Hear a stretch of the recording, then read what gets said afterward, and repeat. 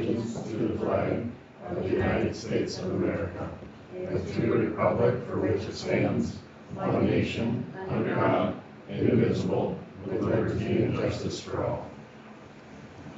Mr. Schultz. Here. Mr. Roberts. Here. Mr. Warner. Here. Mr. Mayor. Here.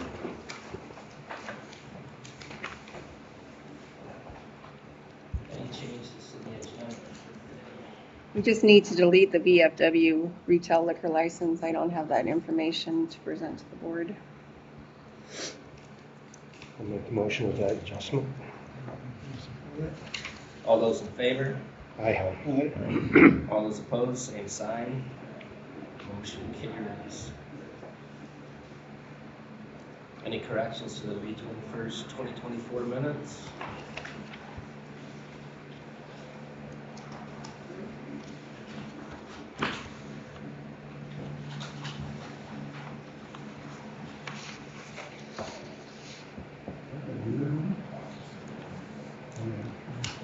I made a motion to accept those minutes.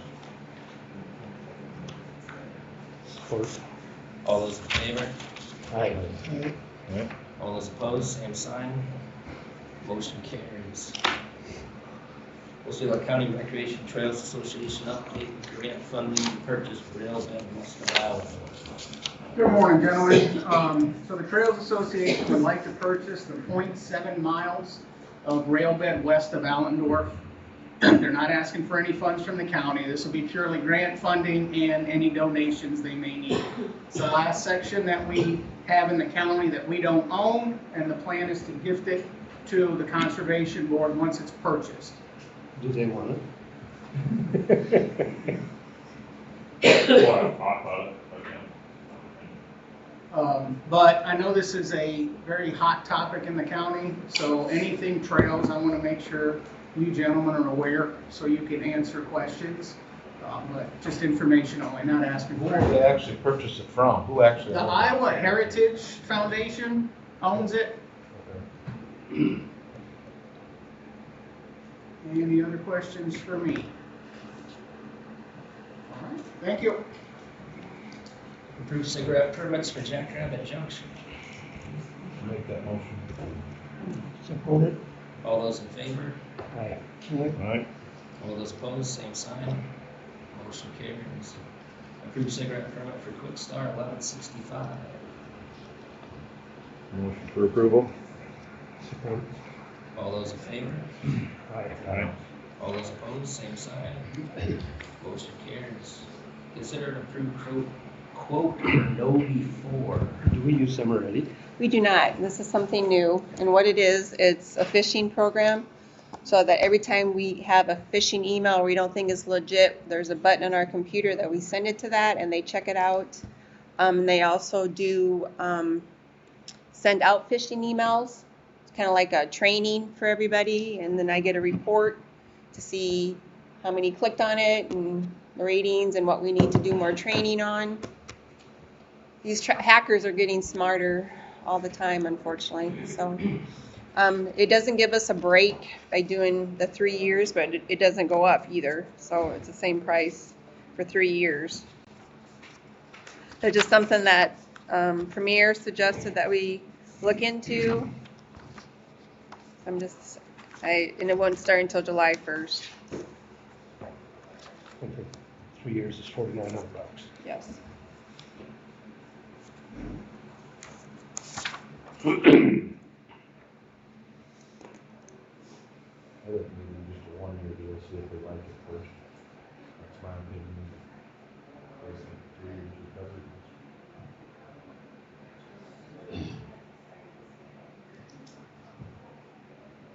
I think we should do it, whether we go 1 year or 3 years. Doesn't make a whole lot of difference.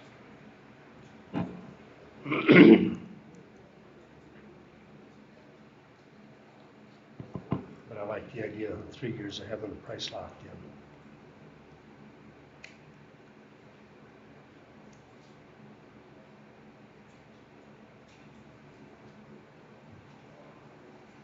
So whichever way we go,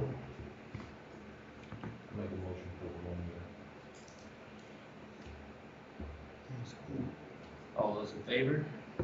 Aye. All those opposed, same sign. Motion carries. Department heads, start with the auditor today, and then work our way that way. All right, well, we got through the election, so now we are working on Chantry. We got all the levy rates, so we're starting working on getting the taxes worked on, and of course, the end of the fiscal year, July 1, so there's a lot of stuff to do at the end of the fiscal year to get ready for that, so that's about it. A lot of people are traveling too, so we have a lot of passports going on. Our new deputy, Mr. Wickett, got started working, so he's out there on his own right now, doing a good job so far. We did have a dispatcher resign, and so we put an ad in the paper for another, it was a part-time, for another part-time dispatcher. Well, after that happened, Sandy Smith, who was our casual part-time, she asked if she could regain her regular part-time hours back. So I just kind of bumped her back up to her old spot. Now she's on our regular schedule again instead of just a casual part-time who's on call. So and I got a couple good applicants for the casual part-time position, so I have to start looking at them here shortly. Nick? Mowing. Been doing a lot of mowing. With the rain, also, we've been dealing with some washouts. We conducted 6 field trips in the month of May with various school districts. We did manage to get all 10 of our food plots planted, which I'm sure a couple of you know, that was challenging, finding time to get that done when it was dry. We have installed the concrete cornhole boards at Hawkeye Point, and they will look a lot better in a couple weeks because it was a little soft when we were out there doing it. We have started spraying thistles out in WMAs, and from the looks of it, with all the water, that is going to be kind of a challenge for landowners in the county. And as far as the Willow Creek project going, we are waiting on the electrical panel, which they're hoping is scheduled to ship tomorrow, and they said they're not going to waste a lot of time. After they get it, they'll come out and get it installed. They still need to gravel the roads and do a little final grading and seeding. We're hoping to get a start on the cabin after July 1st. Get the contractor in there, get going on the concrete and the framing of that. And then we're hoping that we can get something open for the public by the 4th of July. Thanks. Andre? Childcare, we're still looking at options to expand the current Bright Beginnings building, so just researching what's available. Ed, the funding that we didn't take advantage of this year that you talked to me about, I reached out to our childcare consultant. That's the business investment program. They have my email, so when the funding letter comes out in the fall, I'll be emailed so I can work with Holly to try to take advantage of those funds. Dentist, I'm working with the Iowa Area Development Group and iSmile. They know we don't have a dentist we're working with, so they're looking at recruiting, you know, when names come up. I'm also looking at possibly reaching out to surrounding dental clinics to see if they'd be willing to give us a dentist maybe once a week. So hopefully, you know, we can get something going. Community Foundation, I'm researching some different options to set up some funds for some of the communities so that we can take advantage of what the Community Foundation has to offer, which we really haven't done up to this point. And then I attended the Heartland Economic Development course, so I have a certificate that says I know what I'm talking about, but I can't guarantee it's accurate. That's all I have. Thanks. Buffy? I'm moved back into the new office. It's wonderful down there, so thank you very much for all of that. And I'm just working on some different outreach things for veterans. I'm surprised you're not wearing sunglasses in there. You know, it's nice and bright. Keith? The G20 bridge is open to traffic. All that remains on that is final punch list items and seating. The K14 bridge was the deck overlay on Tyler Avenue. That deck overlay was completed last week. This week, county forces are redoing the approach pavements. Olive Avenue, south of town here, HMA, the asphalt was done also last week. So we have striping and shouldering to remain on that. The truck shop, they're actually pouring one half of the slab right now. So as soon as this is over, I'm probably gonna head back over there. And then they're gonna pour the other half probably on Friday. Equipment-wise, we finally were able to track down a half-ton F-150 truck, which was in this year's budget from Havoc. So we're gonna try to pick that up this week and get the paperwork in and actually get it in for claims next week. We're still waiting on a flood truck for a build order on that.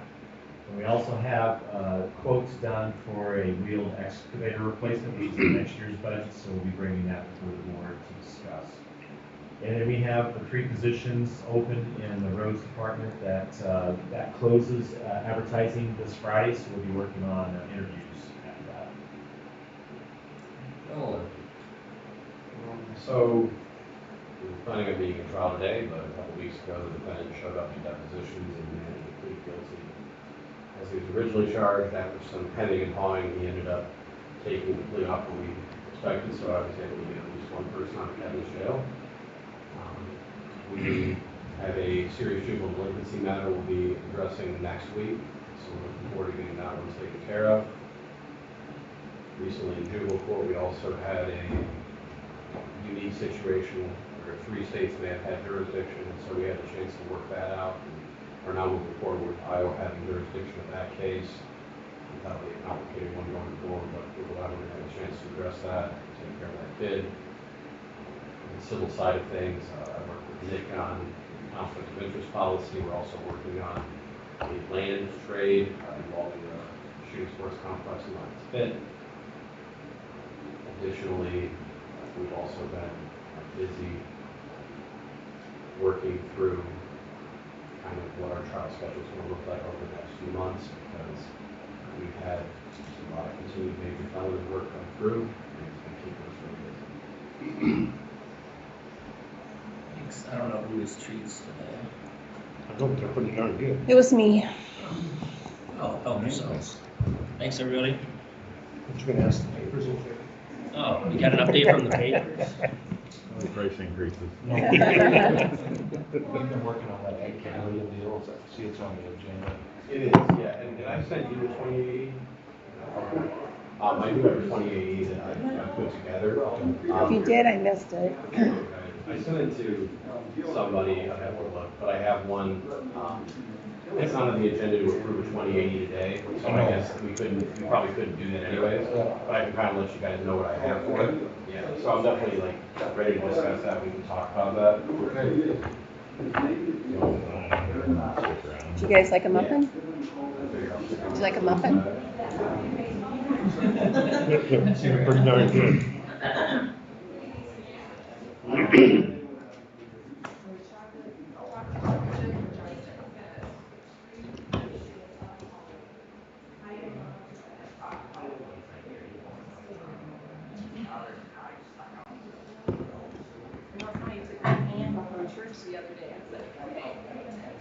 They bring it back. It's my favorite $5 pan. I can only use to make these certain bars on. I sent it to you, Mike, I didn't send it to Rochelle. I was thinking, I thought I Yeah, saw I went it. there yesterday. Yeah. There was nothing. It wasn't Yeah, there, you and which is Bill, fine. I don't that's care if what someone I took said. it home. I just want my pan back. Because like I said, it was like a I know $5 it was pan. sitting on just on the table out there. There's a couple over there. Here we are. How we doing? Good, you guys? Morning, everyone. Morning. That's 9 o'clock. Because we're going to discuss liability insurance for the Osceola County Ag Pavilion. Okay, so I had a few conversations with Bill and with Mike about an upcoming kind of collaboration, as well as about the Ag Pavilion and kind of just how we would like to see the county's liability taken care of in that, and how we would like to arrange sort of the sharing agreement that's going to kind of be at the core of that. It's a 2080 agreement that we can make between a private nonprofit entity, the Ag Pavilion, and the Fair Board, county through the Fair Board, whereby the Fair Board is going to retain ownership via the county of the commercial building, the old commercial building, but the Ag Pavilion organization is going to have their stuff in the building. We set it up so that it can be canceled with 180 days notice, absent some kind of major catastrophe. They're going to share water utilities. Ag Pavilion's going to pay electricity, and the agreement that we put together, pending agreement by the Ag Pavilion, would involve the Ag Pavilion taking out an insurance policy, probably with pretty standard liability limits, adding the county as an additional insured, providing a waiver of subrogation and hold harmless, and a lot of the other standard clauses you see when one group uses another group's real property or real estate to conduct business of some kind. So that's kind of the 30,000 foot view. What concerned me was, I know on secondary roads and stuff, if somebody volunteers, they have to show proof of insurance. And I was just wondering, do you guys get proof of insurance to all the volunteers down there? Yeah. See, I know the rest of the county, we have to have We have lots of volunteers. that. Yeah. I know I went down to the dump the other. Well, but then, Some of them are. yeah, we're paying 2-3 people for some construction. I have not seen any document of any sort that we're talking about here, so I don't know what's probably involved in this, but as far as, yeah, we have to have lots of volunteers. 'Cause I know the other day I was going to the dump and I saw all the people there and stuff, and I thought, are we protected or not? And I don't think we are, as a county. Depends on who's there. Yeah, maybe defer to Bill here. I don't know the exact kind of layout of this, but if somebody was a volunteer for the Ag Pavilion and they were formerly a member of that organization, would it be feasible to set it up so that the Ag Pavilion's insurance covered them in the event of some kind of injury? Yeah, you can. You'd probably take some workers' comp coverage that you need that. There's also a volunteer policy that the fair board has. Well, that's what I was, Yeah. because we have. We have one. that. We have a policy set up that it's actually secondary coverage, but it basically covers the deductible for the medical and insurance that a person would carry. It's a pretty sweet deal. It doesn't cost a lot of money a year to cover volunteers. So that's something we can talk about. Yeah, 'cause like I said, I have seen nothing Right. from anyone, regarding the 28D or the insurance, so I'm Right. kind of in the dark on some of this. I can get you a copy of that. Yes, nothing. So just so the board is aware, I was talking with Scott Husengate, because he said maybe we need to add liability for the pavilion now, because I said, okay. See, and I thought it was part of McAllen. Oh. And he said, no, it's a completely separate entity. Totally separate. And I said, does it have a different EIN number? He goes, yeah. And I said, that's a whole new thing then. So to protect the county and the fair board, that entity should have liability insurance for the fair board and the county. And with those stipulations, showing certificates of liability and hold harmless, waiver of subrogation to the county, should anyone get hurt there. There's like, I don't know how often you're gonna be open, Beth. Well, some of that's to be determined yet, but Okay. we're hoping, Sure. on weekends. So that's an attraction coming onto the fairgrounds where there's maybe not any activity on the fairgrounds. Now there's gonna be more activity, but they're coming for the museum, for the pavilion. So that's an extra risk for the county because it's county property and it's county, it's fair board, is in charge of operating that. So there's a liability exposure to the county and the fair board because of it.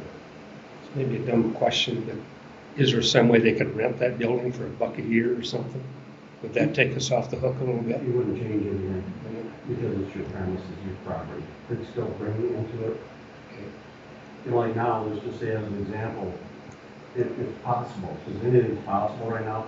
We have a volunteer that's working out there, no other insurance that the pavilion has, somebody gets hurt there, it's county property. See, that's what I was wondering when I went to the dump. They can list, then you're in litigation possibly.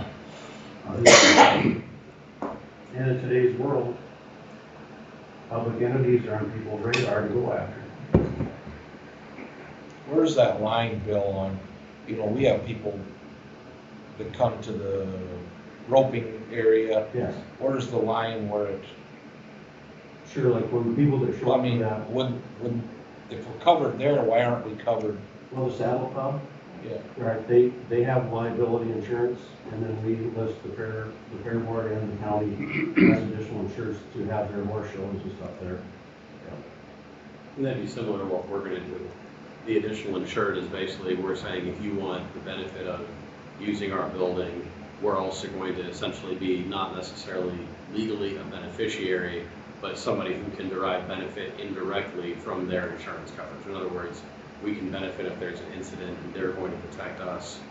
The waiver of subrogation is basically a fancy way of saying that they're agreeing that their insurance carrier is going to waive a claim against us. And so that protects us in the other direction. Hold harmless is another way of saying that the ag pavilion is going to agree not to come after us for anything that might happen. So you're talking about different directions of protecting the county from liability that could come from anything that might happen while the ag pavilion is using our space to store and display their stuff. It's a normal procedure now where people use insurance to protect themselves. So this is not out of line at all. It's normal procedure. That's why I wanted us to talk about it and get something figured out. Sure. And if you're agreeable to generally proceeding down this path and you want to direct me to go ahead and move forward with circulating a 28E, getting everybody on the same page, I can go ahead and do that, and then we can come back probably, and you'll also be able to have probably maybe a formal quote or something approaching one. So, If it's a 28E and it's deemed as part of the county, then ICAP can pick up a policy for them, just like we do with E911 and EMA. And then if the pavilion would be part of that, then they'd also get their policy, and it'd be dovetailed right in with your current ICAP policies. But then the other part is then the pavilion also would get $1,000 a year grant for updating safety equipment and updating things to make that more safe. And that's annual.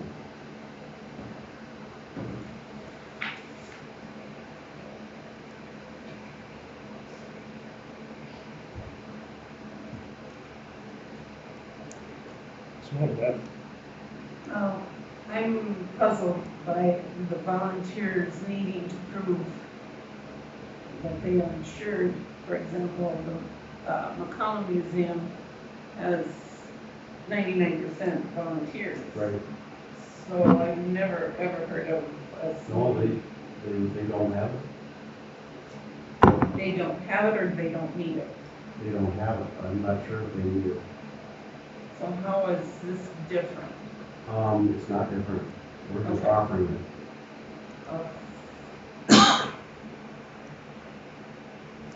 and to clarify, Bill was in a situation where the ag pavilion could take care of insurance for their volunteers and get a policy for all the volunteers that work with them. Yes.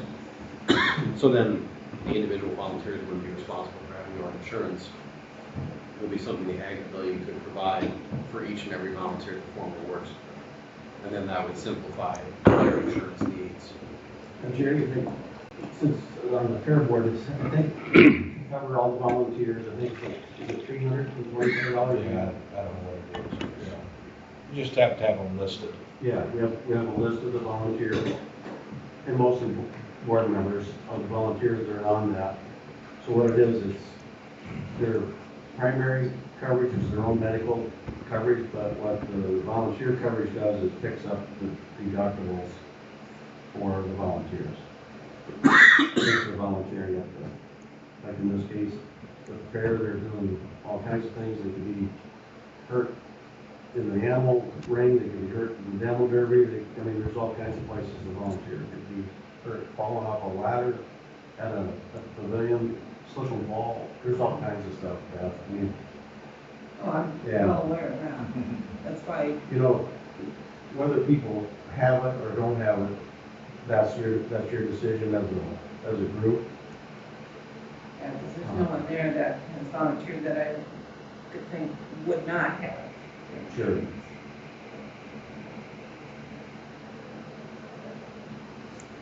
You know, as long as nothing happens, nobody notices. It's that when something happens, then all of a sudden everybody's looking for coverage. And we're talking with Scott about it because I was wondering about the liability. He said, yeah, we need to have that. We had it on McCallum, and Scott said, well, that isn't part of McCallum, it's a whole different, okay. That's what brought this up. Okay, now I have liability for McCallum, for the city. So the city owns that, the premises and the property there. But, so now all of a sudden this changed the whole thing. Now the county's got an exposure of an activity that's going on there, and it's a separate entity. So that's why I mentioned it. Now we have an exposure for the county. And part of the other thing too is, you know, we don't want this to seem like we're trying to be hard on you guys, even if it seems like we have a lot of, you know, asks here. But ultimately, kind of the idea is that we make sure that the ag pavilion has sufficient insurance for their needs.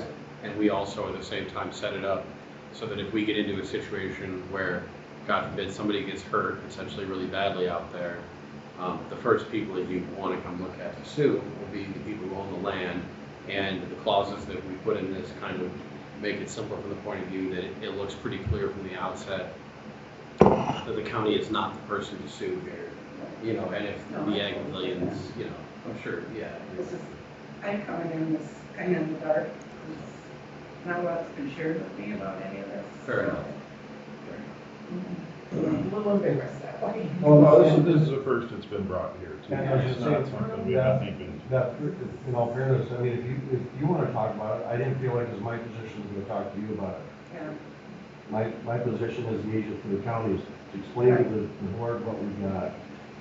And that's the, you know, let them know, and then we can communicate with you. If the board wants me to communicate with you, then I will. Right. Fair enough. Even on the fair board, I'm a little bit in the dark about it too, because it was kind of a 3-4 guys got to talking about it. Yeah, actually, I don't even know if it ever really got brought up at a fair board. actually, Scott made it brought to my attention. I saw Mike, and I told him about it, that I have a concern, and then he said, we'll get you on the agenda, and that's where we're at today. Because I want us all to talk about it and get something figured out. Right. Well, my only question is, why doesn't, because it's the ag pavilion, the rest of the volunteer deal for the fair doesn't cover it? Because it's You're the fair board. You got a fair board volunteer policy. This is not fair board, it's a separate entity, it's a separate EIN number, everything's. Okay. Yeah.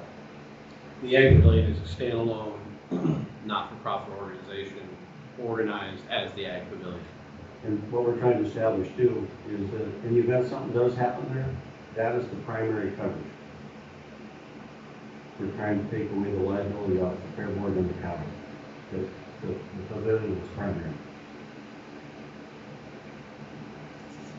Now, doesn't it go the ag pavilion and the Osceola County Livestock Show?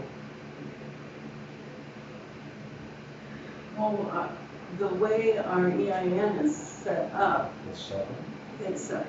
We are our own entity. It's a 501. But isn't the fair board's name on it? Well, as a sponsor, along with McCollum Museum, they are sponsors of this. The organizing documents that Beth shared with me basically incorporated it as a not-for-profit as the Osceola County Ag Pavilion. Is that the exact name? So it's really is its own separate thing, even if it receives some funding through McCollum and all that. We'll just clarify too, after I talked to Mike, and I talked to Nolan, and we got Nolan on it, and that's where we're at. So yeah, I guess if you guys are good with moving forward, we can kind of share the agreement with Beth and the folks at the Ag Pavilion. Bill can put together some kind of proposal for a policy, and we can work towards getting coverage, you know, before we get much closer to the fair. Well, I think we should do something. Yeah. So how does the board want to proceed? Probably have them go up on 28 feet. Would be the simplest way. Yeah, let them three figure it out, and come back to us and tell us what they think.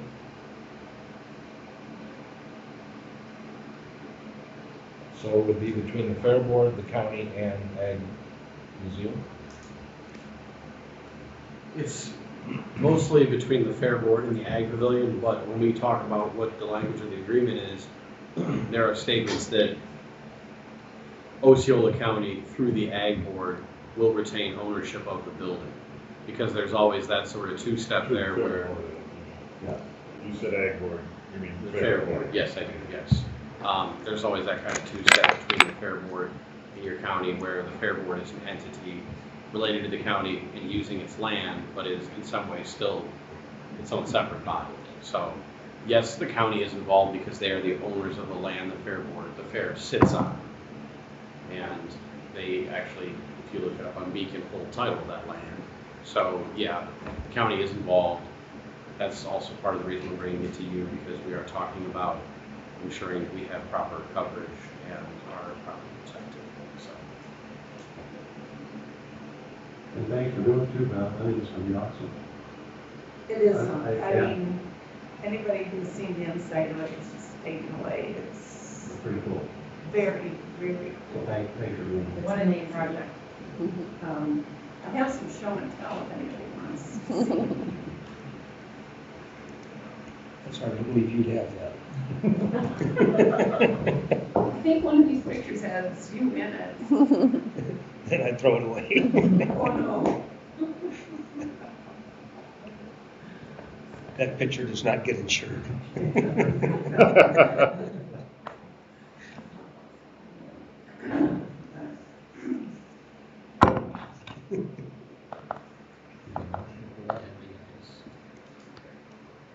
make a motion to have Nolan and Bill and continue with the working on a 28 agreement.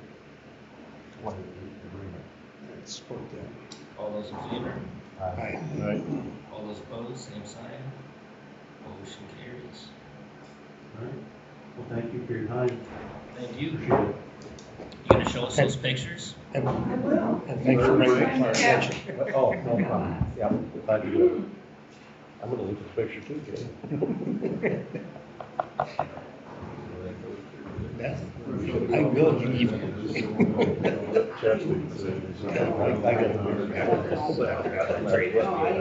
I have one to tell. All right, I'll be right back then.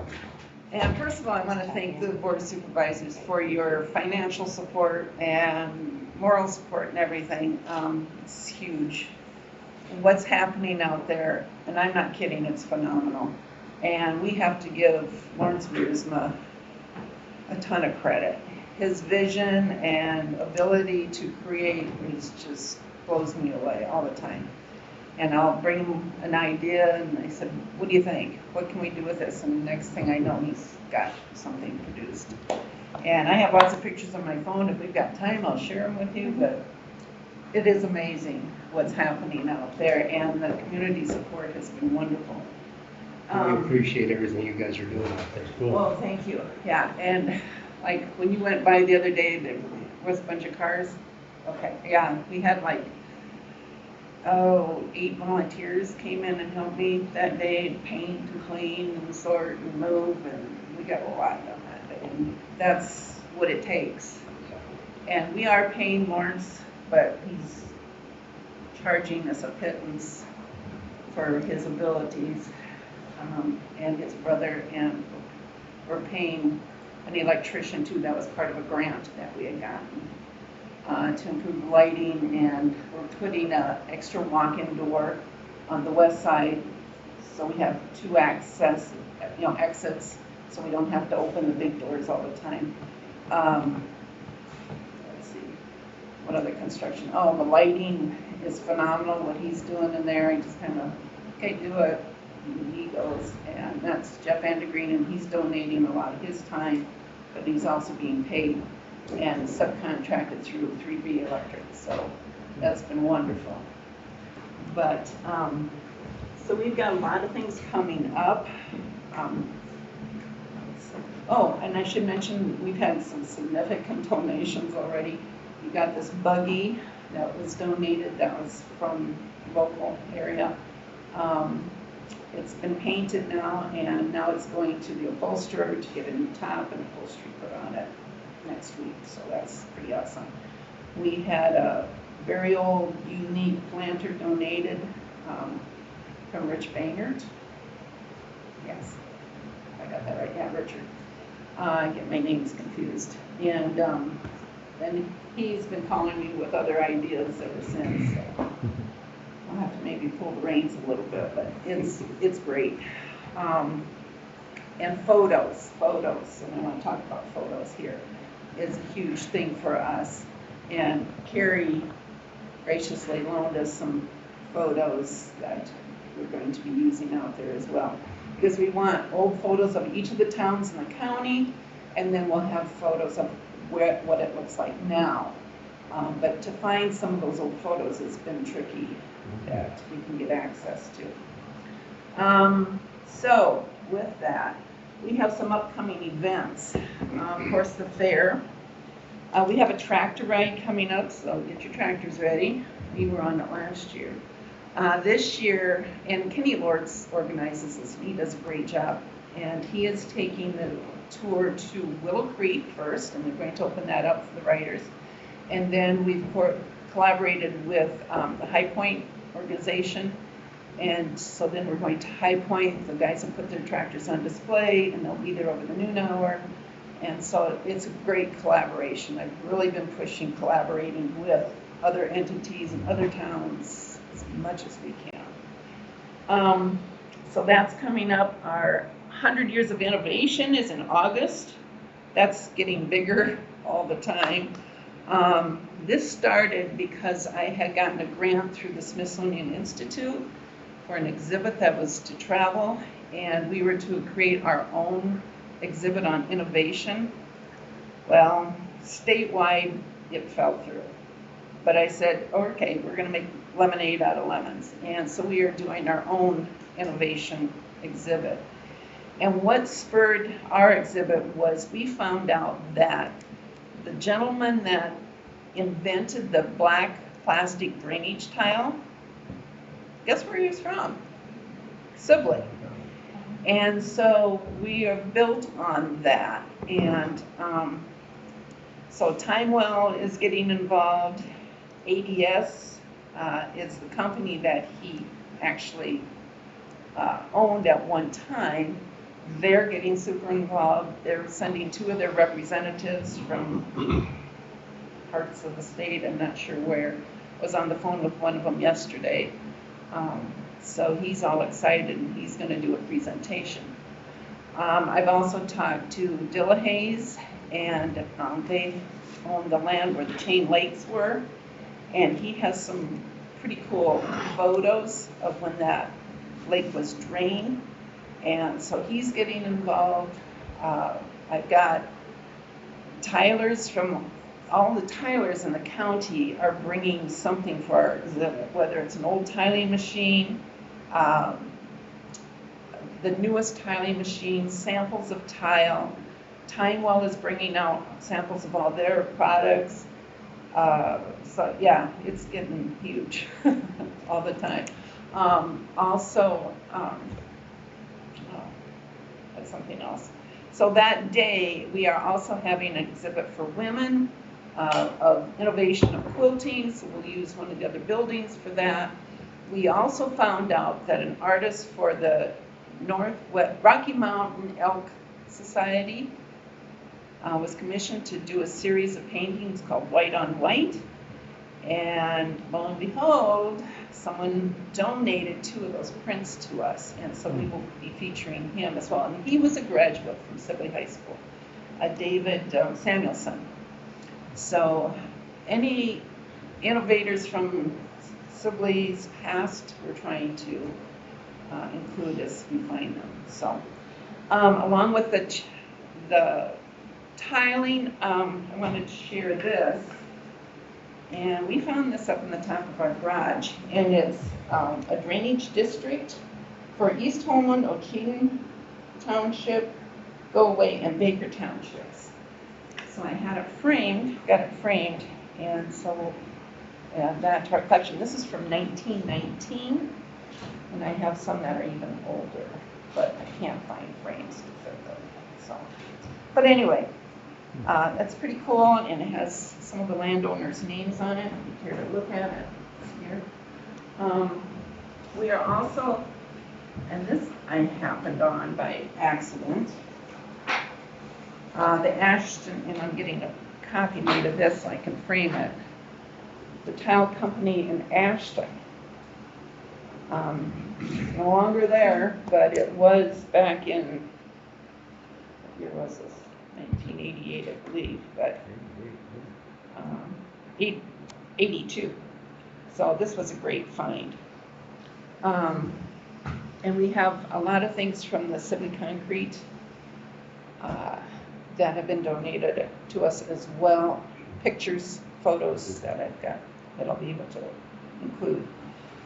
So we're including, people have given us, this is a copy, of course, of sale bills that are pretty interesting, things like that.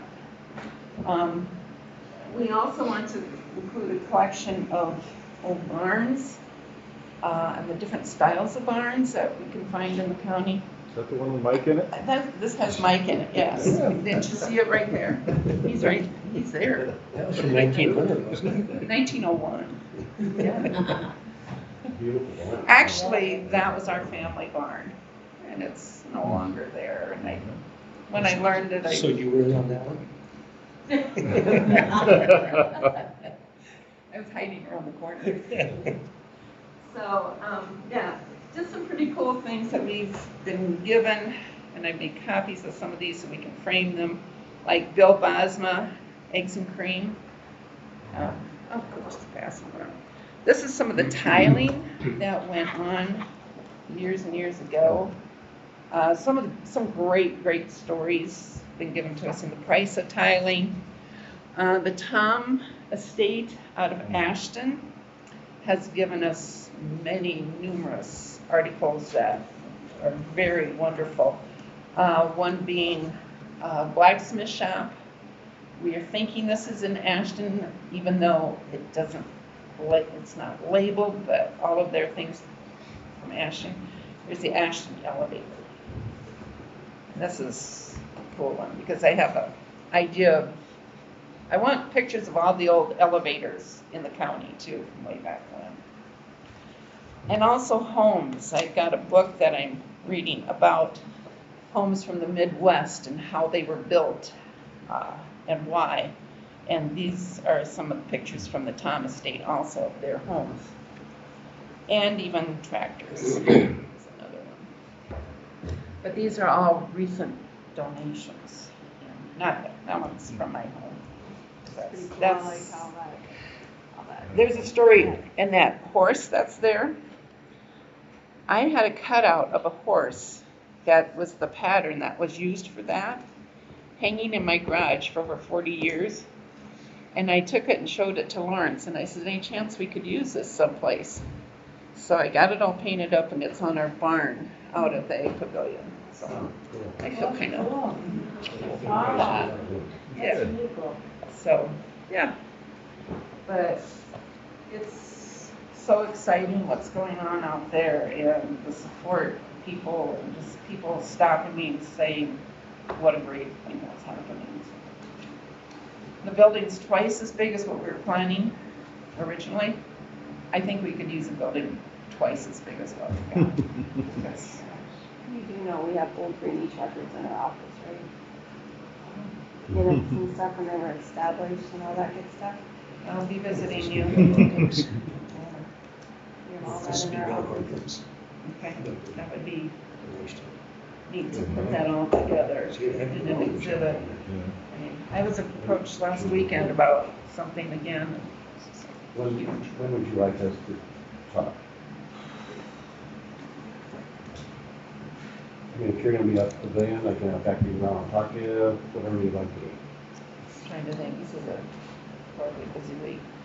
Next week? Wednesday maybe, Wednesday or Friday would be a possibility. Okay. Why don't we, And I'll talk with ICAP to tell them what's going on, and then Yeah. they'll pick up the, if it's tied in with Osceola County. And Okay. it's very reasonable. I'm trying to remember what the premium is a year. It's like $1,500 or something like that. It's not a lot. Remember what it is? EMA and 911? That seems about right, I don't know offhand. So we haven't gotten a renewal yet, or we did, and we have to get it, It's coming, yeah. get it separated. well, doesn't, like the county, you pick up the insurance for like High Point, correct? Isn't that, or not, am I reading that somewhere wrong? High Point's, that's part of the park system basically for Park system, conservation. Okay. What am I thinking? So I know the city pays for McCollum. Yeah.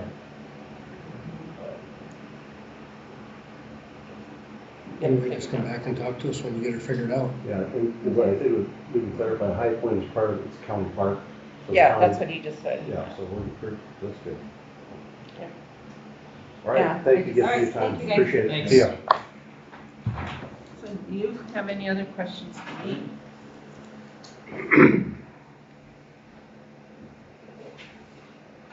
So you looking for any other pictures and things? or- Yeah, I mean, pictures tell the story. I mean, we can have an item there, but if we don't have the story or a picture to go with it, of the history.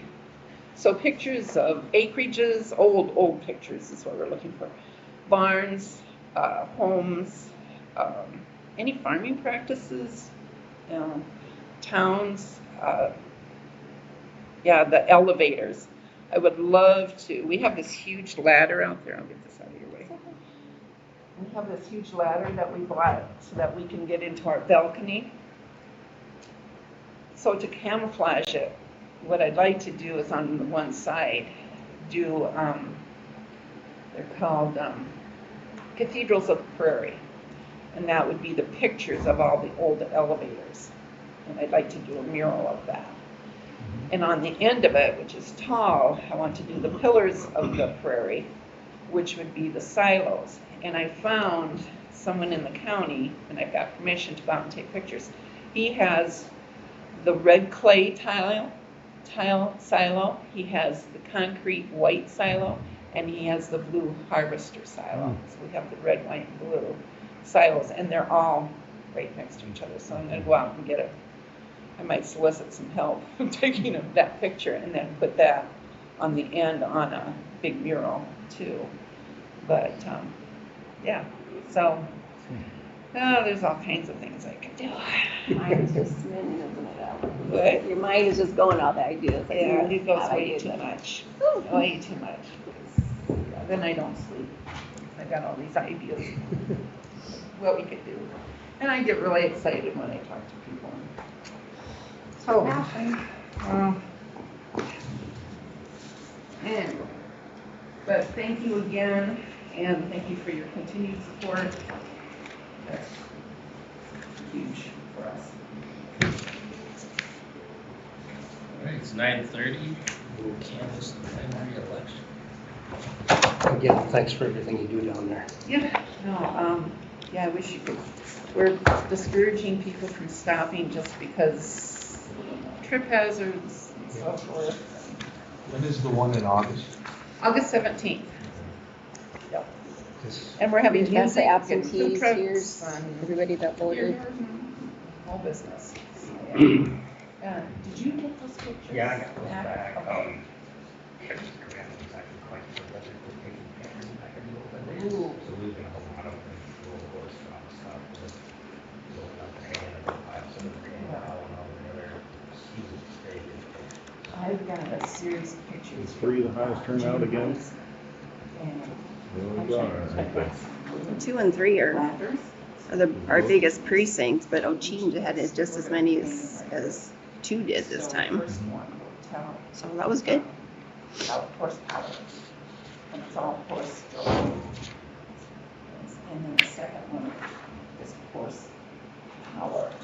First I had one, no horses. provisional ballots this time for this election. So. Yeah, she's got different transition from going from horses to tractors. Kind of interesting stuff. You know, I think I used to know everybody in the county, but anymore, I don't think I know half of them. It's not a different one that you don't know anymore. Those are the ones that- Kids in my kids' classes. It's like, We just said, oh, too. For how they were built and set up. And now that I don't have any kids or grandkids, you really lose track of, I'm sure you lose track of them. You don't know who they, if they don't go to your church, you have like no idea who they are. I haven't done anything with that. Only I need to figure that out. Because I thought we were- Oh, yeah. That was like a hub trade there between like Harris, Mason, and all that. Rocky Black Woods is Each younger brother too. town is represented by Duke. a What's his business nickname? on Main Street. Who's that? Your city is- Rocky Mark's younger brother. Dude. That's his name? Yes. He was in our boys' class. He's our boys' age. I believe I have 2 in their 30s, and my baby's going to be 25 this year. It's like, I can look for it. It's gonna show you that when you see it's getting old. That's okay, I guess.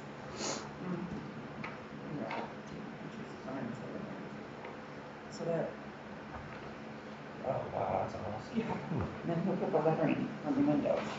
Cause I got a calendar from the Big City store. Yeah, 1912. I think it was.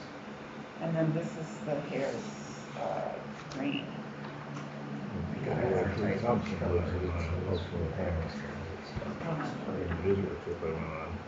yeah. I'll go through all that stuff and see if I can figure out how to get, you know, these Jason. calendars. Is this a new deal? Scan it. And I forgot to bring this They're up. all She getting leaned the- towards the actual bifocals. I said, I'll try readers for a I see while. your- Then I thought she pulled a fast one on me. She said, well, you really need plus 0.75. You go look all over. They start at maybe 1, usually 1.25. So I'm like, she just sent me on a wild goose chase. I wear contacts, so they're trying to, one further and one closer. Oh, I had such major headaches. It's like, I'll just do cheaters. I'll deal with that. When I first decided I needed them, I went and bought glasses. And I ran over every curve between, I couldn't judge distance with glasses. So then I got these, and it looks good. If you talk to Nick Schaefer over their business card, he also has one of the original fire trucks from the Bay City Fire Department. I think he's 40s truck. It's still got the paint. It's faded, but you can see it. I just got hit up by the civil. I can still take a picture of it. Yeah, yeah. May I say one thing? I forgot. If it's okay with you, we are, because of the donations you have given us financially, you are going to be a sponsor for one of our businesses. So the Melvin Implement is sponsored by the Osceola County Board of Supervisors. Those are just 3 of the signs that we will.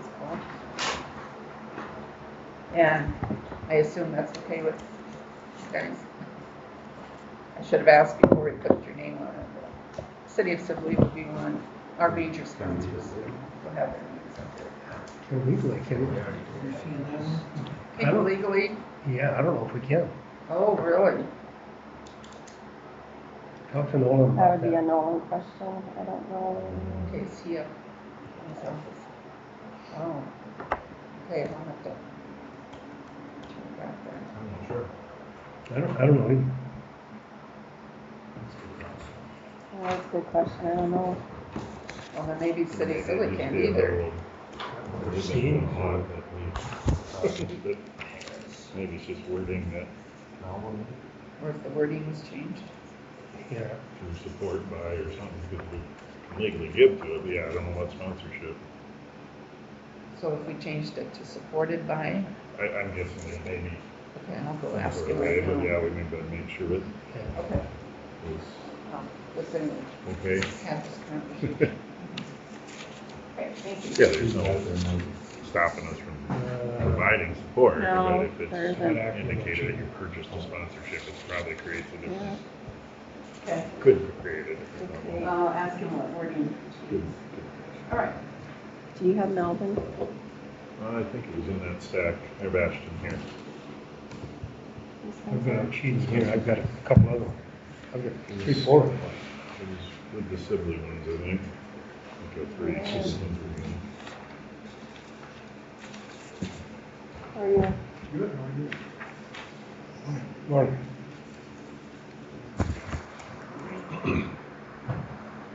Let's see, They're all on that one list. they're going around somewhere. What? They're going around somewhere. No, there's, it's all here. Oh. What is that? There's, which one is that? Oh, there's a libertarian. Okay. Yeah, it's all the ones that voted on election day. Okay. We had very few Democrats vote. Anytime I looked at that section column, it was Republican, so I hadn't noticed the other ones. I'm surprised I had 8. I think I had 3 or 4 vote Libertarian, which kind of shocked me. I have an absentee, I hope it's so handy that I can vote when I have time. This is Ashton.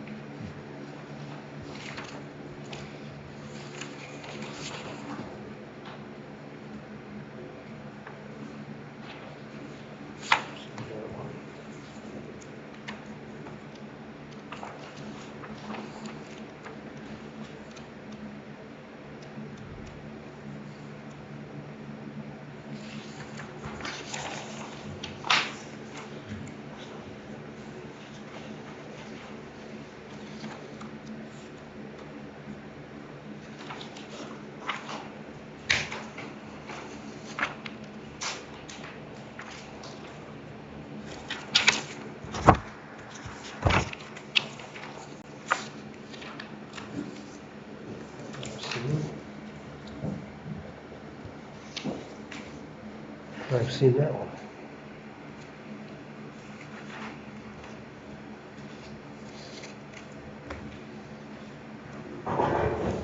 Be right back.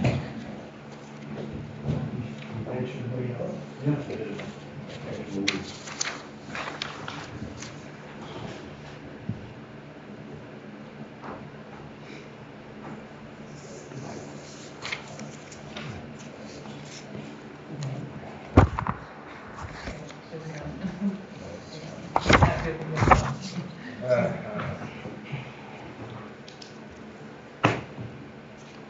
You got the Democrat ones. They're all in this list, Republicans and Democrats. And I looked at that side, I saw Republican, but there were a few scattered in there. Very few vote. I think maybe 3 or 4 voted Libertarian and very few voted Democrat, mainly Republicans. And Libertarian, I'm surprised because I had 3 people vote Libertarian and there was nothing on the ballot and they filled in all the ovals for write-in, but no names. It was all blank. So do we still have to print out Democrat ones then too? The canvas we do. Or like at the, for the primaries for the Democrat stuff, Yeah. we still print out ballots for the Mhm. Democrat. Yeah, there was 3 different ballots at the polling place. Like Republican, how many of those Democrat. do we have to make per site, you know, where we only got like a handful of them? It was a certain percentage. I just did a certain percentage. Of the registered party Yeah. numbers. For the general, there's a formula. For every 50 people, I think, voted in the general and I think it's 2020, then I gotta have 75 ballots.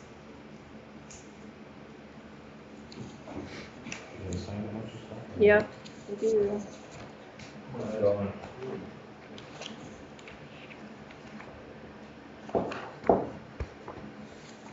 Can I get started? Sure.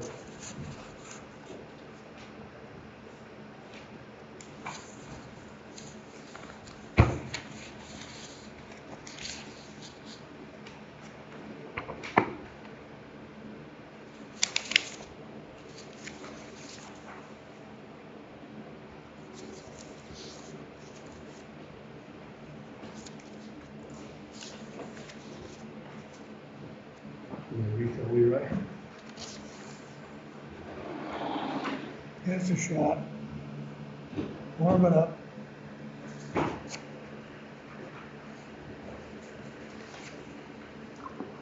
That's good, thank you.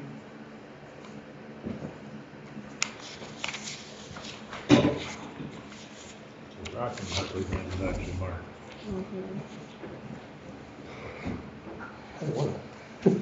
Sorry.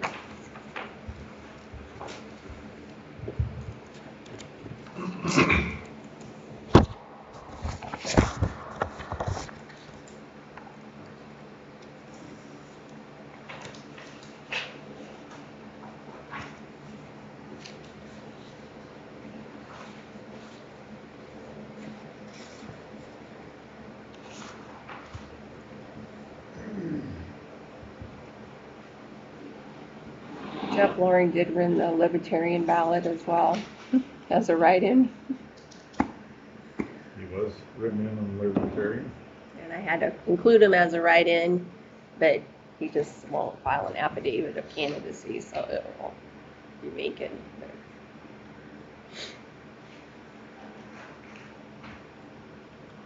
And many discussions with Secretary of State on that, so.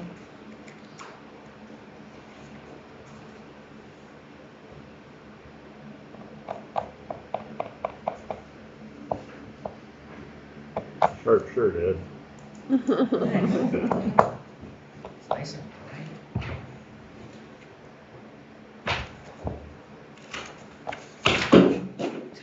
Doesn't like ours, man. No, I thought we were doing Yours pretty are fine good. too, his catches my attention, or go Hawks.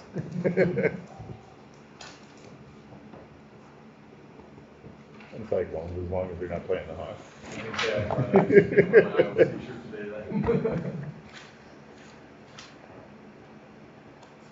My cousin lives out in Connecticut. He went to the WNBA game last night to go watch Caitlin Clark.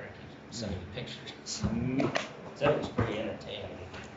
And she didn't even get to go to, The Olympics, right? yeah, the Olympics. No. Is she on, I don't want to say standby, but is she, if somebody can't make it? There may be provisions for that, I don't know for sure. I would guess if someone gets injured, they can maybe add to the roster, but.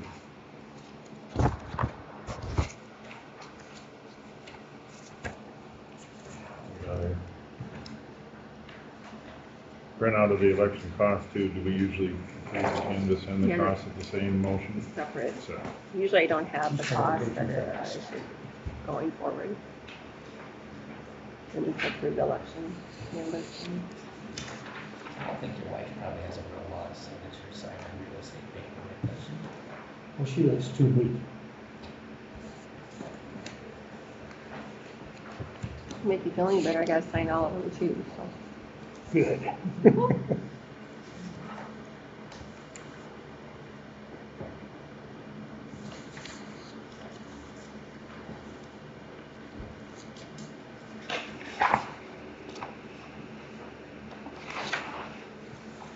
I'm not nervous, I'm just quick.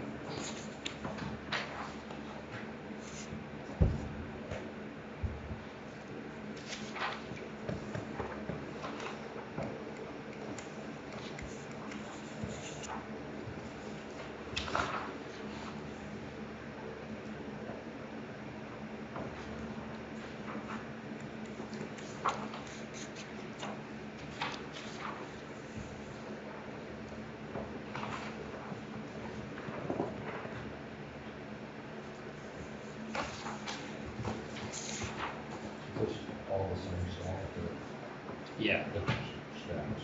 It's all coming from the stack. Mike just shuffled them over. It's the same thing, we just need 2 copies of everything. right. We can sort it out later if it doesn't get to that. Oh, Or Looking for not, something but that's new okay. today? No, not really.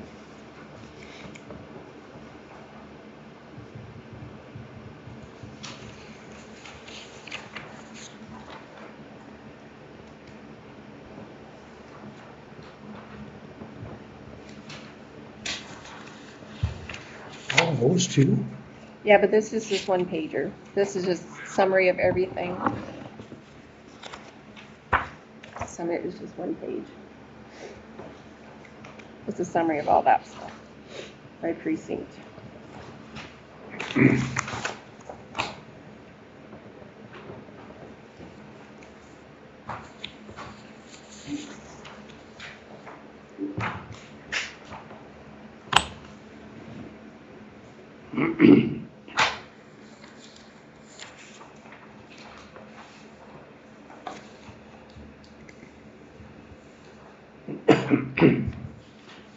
How many voters were there?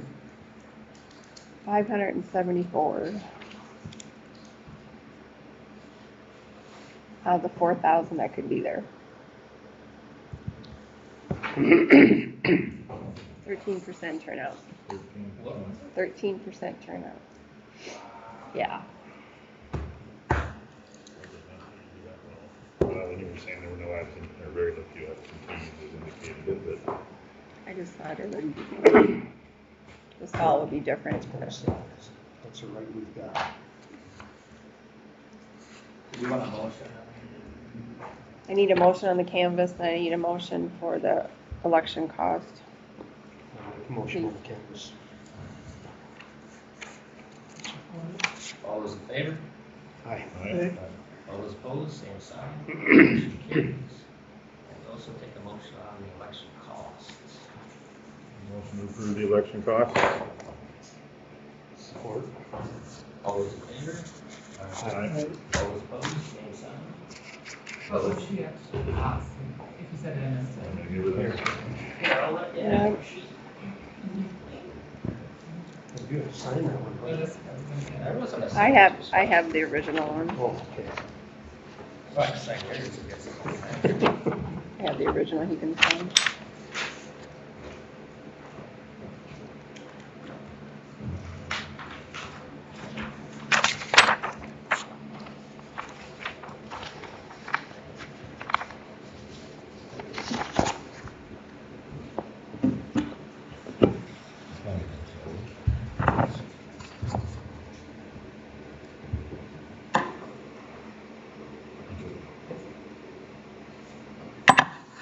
Very good, Michelle.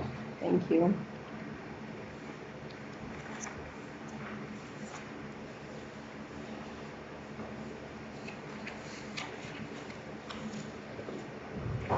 Indicating is no votes cast in these, and we gotta do affidavits of.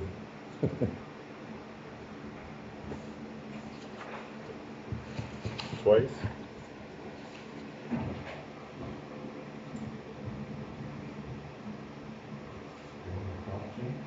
And she walks up her, talk Did you know how much per vote? Yeah, I knew it was high. Tile. It's live. Per vote. Do what?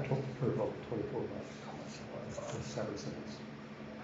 Oh, that's kind of scary.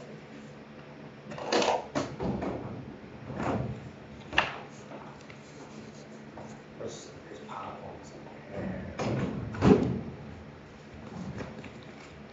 Some still got water in them, see some guys trying to rock gas. She's just gonna say this pile that.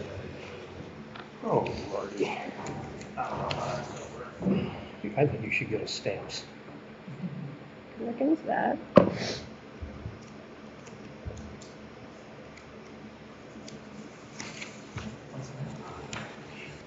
I started first.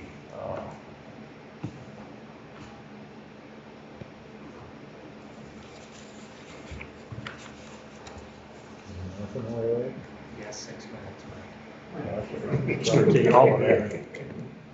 Our auditor made him if you address that. Oh, you made them, I Michelle? don't know. Thank you. It looked good.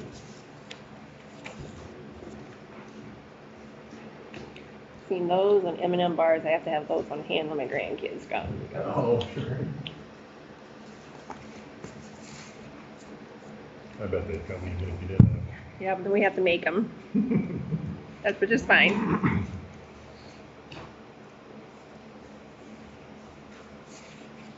I get accused of spoiling my grandkids too much, so Make them do it more. yeah, it's not my job.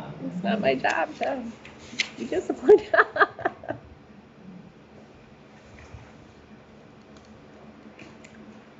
Probably not this weekend, next week we're going to the Omaha Zoo, so hopefully that goes well. There has to be some benefits to being a grandparent. Yeah.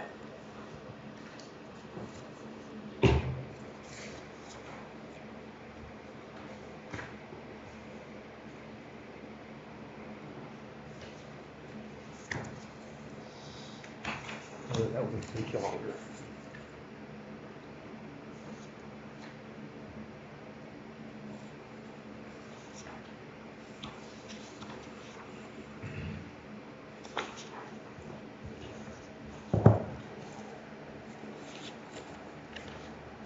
Should just put a card in between every one of them. If you push hard enough, you get them all signed.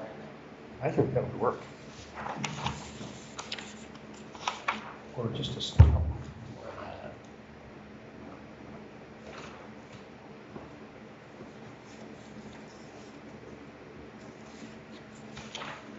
There's just a lot more because you have to have a Republican one and a Libertarian and a Democratic one, so that's why there's more than normal.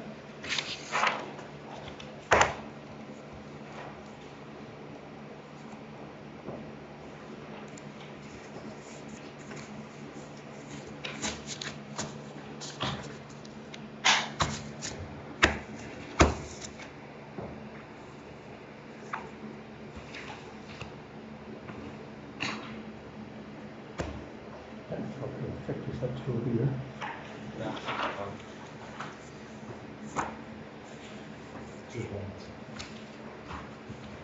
Just one time. Good.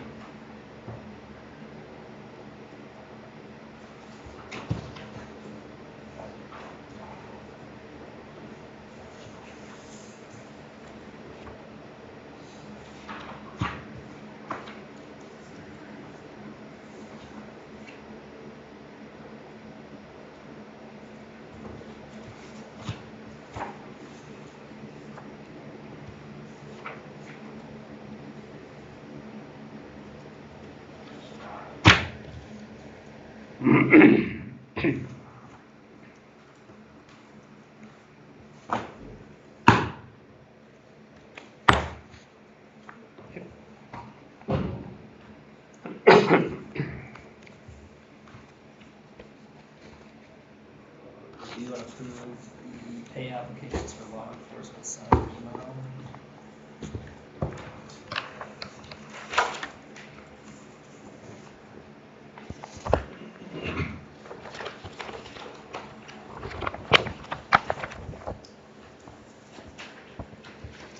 So we have it in the claims for this $98,913.66.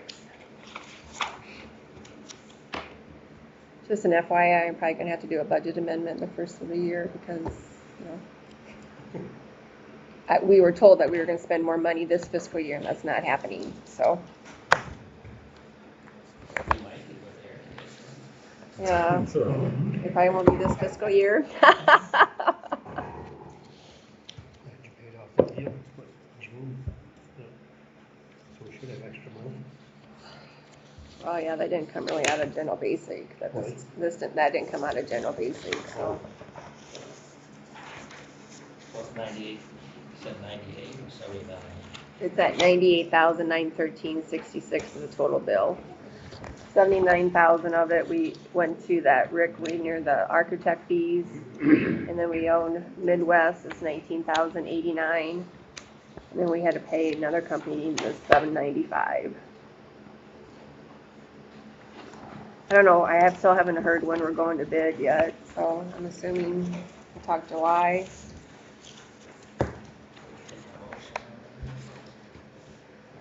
Motion.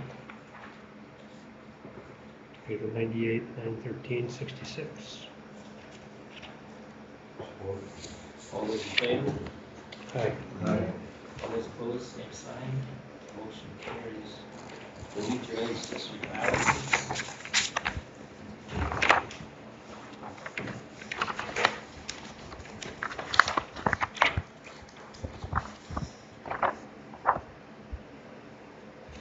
Can we have the We got a drainage? negative balance. Yep. That's, the projected bills out of there are gonna be $11,223. A lot of that's because of that, spraying that we're gonna do, you know, that Cole talked to us about. Joint 2, the same thing. Yep. So I just need to know what kind of reserves you would like in there. You need to raise for like joint 1, 10,356, but then what of a balance would you like?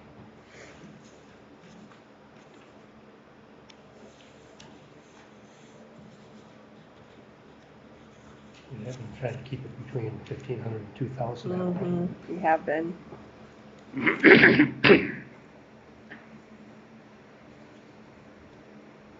Because anymore, it doesn't take much to spend a couple $1,000. So you go to 3. Just have a 3,000 reserve. What do you guys think? Have a 3,000 reserve? So for joint 1, you want a $3,000 reserve. Yeah. Same with joint 2. Yeah. And then joint 4. $1,000 balance, okay. And then DD6 is in the red, $424. Did you want a $3,000 balance in that? It'd be nice to know how much they spend in each winter, you know, throughout the year. Yeah, this one they didn't do a whole lot on. Looks like we were in the red last year already. It doesn't look like they did any projects or anything this past year on there. The same with DD8. They maybe put $1,000 in each one of those. No sense in having too much. $1,000 in those then. What do you guys think? That sounds fun. Say for 6 and 8, okay.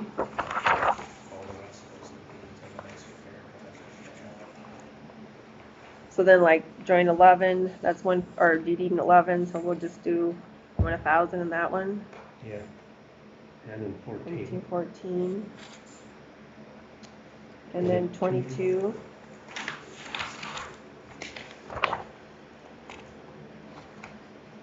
And then the next one, let's see, what else? And then DD 48. $1,000 in that one too. $69 in the red. Yeah.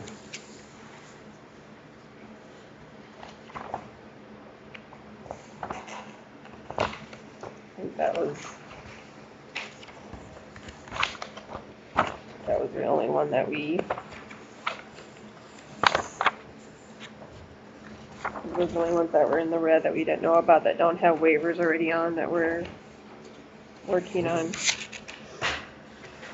Okay. Then I'll just, we don't have to approve this today. We'll do a resolution next meeting to approve all this. Just need to review it so we knew what we were doing. Consider an approved air conditioner quote. You're gonna go into drainage at 10. You're gonna go to drainage at 10. That's on the back side of the agenda. Or do you want to wait? It's up to you. We can get this wrapped up in like 2 or 3 minutes. Okay.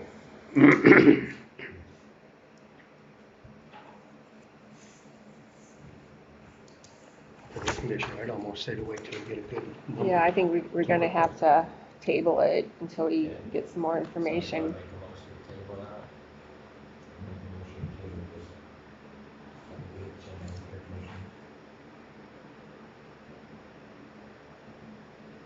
Support. All those in favor of tabling that item to the next meeting? Aye. Right. All those opposed, same sign. Motion carries. Claims.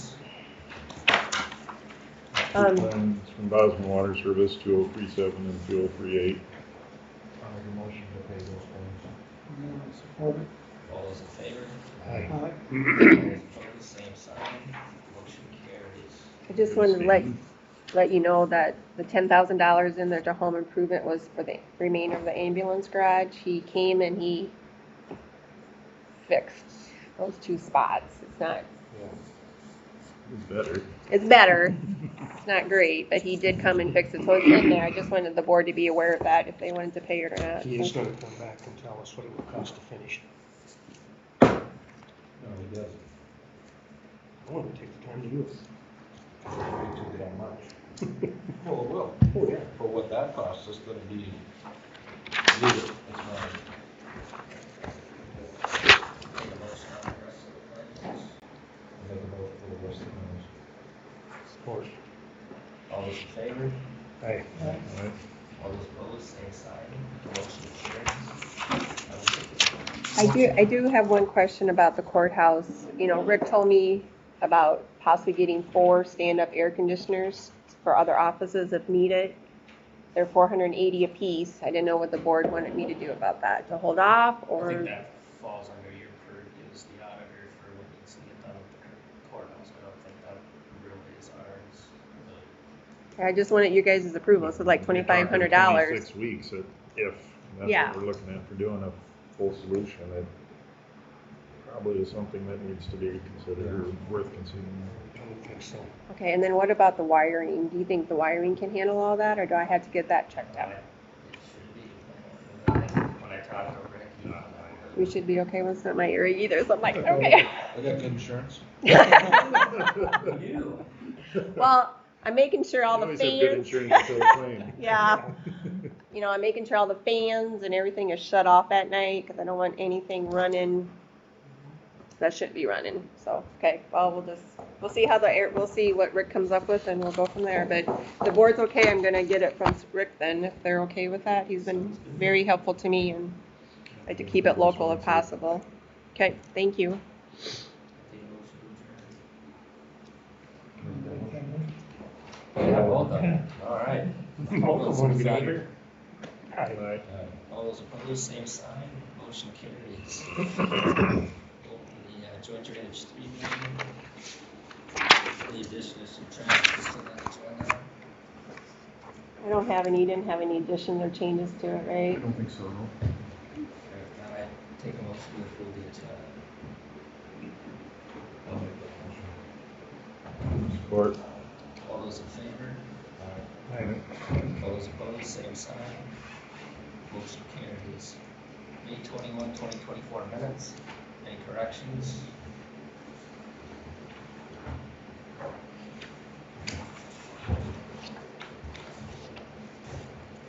I take a motion.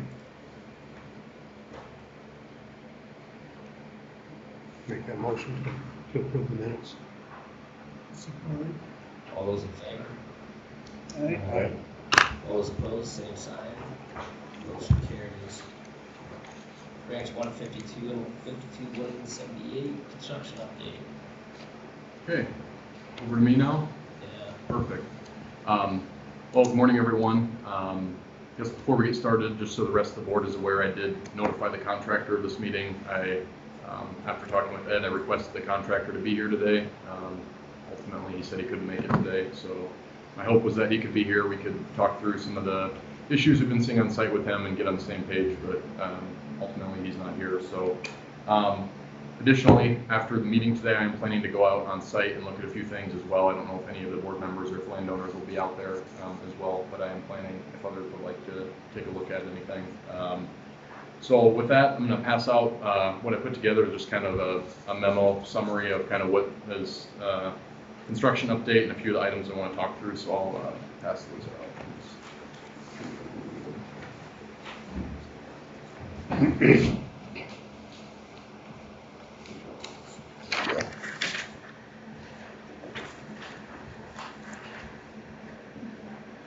So I'm going to talk through a lot of items on this memo, but wanted to kind of provide it to you just to lay out, what's going on site or what's happened and where things stand today, if you will. With that, I'll just kind of start construction schedule and update. Last board meeting, we had provided an update on the contractor's planned schedule for work with some of the weather, wet conditions on site. The contractor had decided that they wanted to wrap up the work they were doing, pull off site, do some other projects, and then wait till later in the year when it's expected to be drier and better conditions to complete the remaining work on the project. I know there was some questions about that and concerns about the contractor coming back to do the work. I did provide the board with some information after that meeting on kind of how the construction contract works, what the performance bond within the contract states and requires of the contractor in terms of completing the work. So I guess just like under the construction schedule part of the memo there, you know, I mentioned that we found out kind of just through the grapevine on site in mid-May that they plan to demobilize. So as soon as we found out, we reached out to them requesting confirmation that they intended to wrap up the work they were doing, clean up the site, get the site sort of stabilized for the summer, if you will, before they came off site.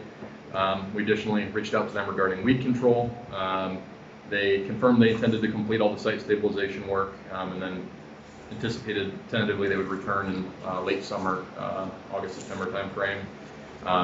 They also stated they didn't believe weed control should be their responsibility. You can see I've got a note in there that the plans do state that it is on the contractor to control weeds within the work limits throughout the summer.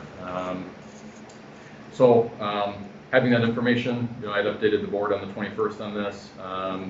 Kind of coming out of our last meeting, we had talked that we'd remind the contractor completion date and also kind of keep track of site conditions and working days throughout the summer when the contractor's not on site. We also talked a little bit about weed control, no action then. So then I followed up with the board, and then they continue to work on some site stabilization items until they pull their equipment off site on the 31st. So, and I guess before we jump into the soil leveling and waterway shaping, after I provided that additional information regarding the construction contract, does the board have any other questions or concerns regarding kind of the contractor's schedule and completion of the work throughout the construction period? Are they gonna come back to, Sorry? Are they gonna come back to control the weeds? Yeah, so that's part of the discussion today. What I had brought up last meeting was there's kind of different options we could go here. So if we're to have them come back throughout the summer to control weeds, that will require some level of effort, you know, on our part as well, of being on site, checking on it, keeping up on it. It's where I'd thrown out the idea, and it was just an idea of having some sort of like oats or cover crop put down on the work limits just to stabilize them for the summer. We don't have to do that. We can, you know, like I said, the plans state that they're to control weeds throughout construction, so we can enforce that with them. It just, there will be a level of effort there. You know, we'll have to be on site throughout summer, regularly just checking on it, you know, keeping up on the weeds, requiring them to come down and do it as well. So we can go that direction, but just wanted to throw out some other ideas or alternatives that we could pursue if we wanted to. So that's kind of the part about weed control. As far as overall construction schedule, you know, just to touch on the performance bond a little bit, you know, it does state pretty clearly that the contractor is required to perform the work, you know, within the stated construction time period in the contract. That obviously completion date isn't until November 1st. So at this point, they still have plenty of time to complete the work. The one thing that I will say that would concern me is if the contractor waits until, say, September to come back on site, and then all of a sudden we start getting a bunch of rain and it gets wet in September, October, and that's like, okay, what do we do now? So I think it was brought up at the last meeting, and I think it would be very wise. We have folks on our construction administration staff that are in the area for other projects and driving by throughout the summer. I think it would be wise to have us just stop by the site regularly, say once a week throughout the summer, document site conditions throughout the summer. So if there is, you know, long periods of time where the site is fit for construction and in good shape and he's not there, I think it would be very valuable for the board to have that documentation. If we get into a situation later in the year where the construction isn't complete, and then we've got, you know, a whole other thing to take care of at that point. So the other thing too, just kind of for some context, in terms of the completion date and all that for the project, you know, it is possible to set up a construction contract to say, once you start work, you have X amount of days to complete it. Typically how we set up these drainage projects is in terms of like growing seasons, rather than like saying, once you start, you have to complete it within 120 days, just because the more sort of strict you make that construction schedule, the higher the bids typically are and the higher the cost is, just because the contractor doesn't have that flexibility.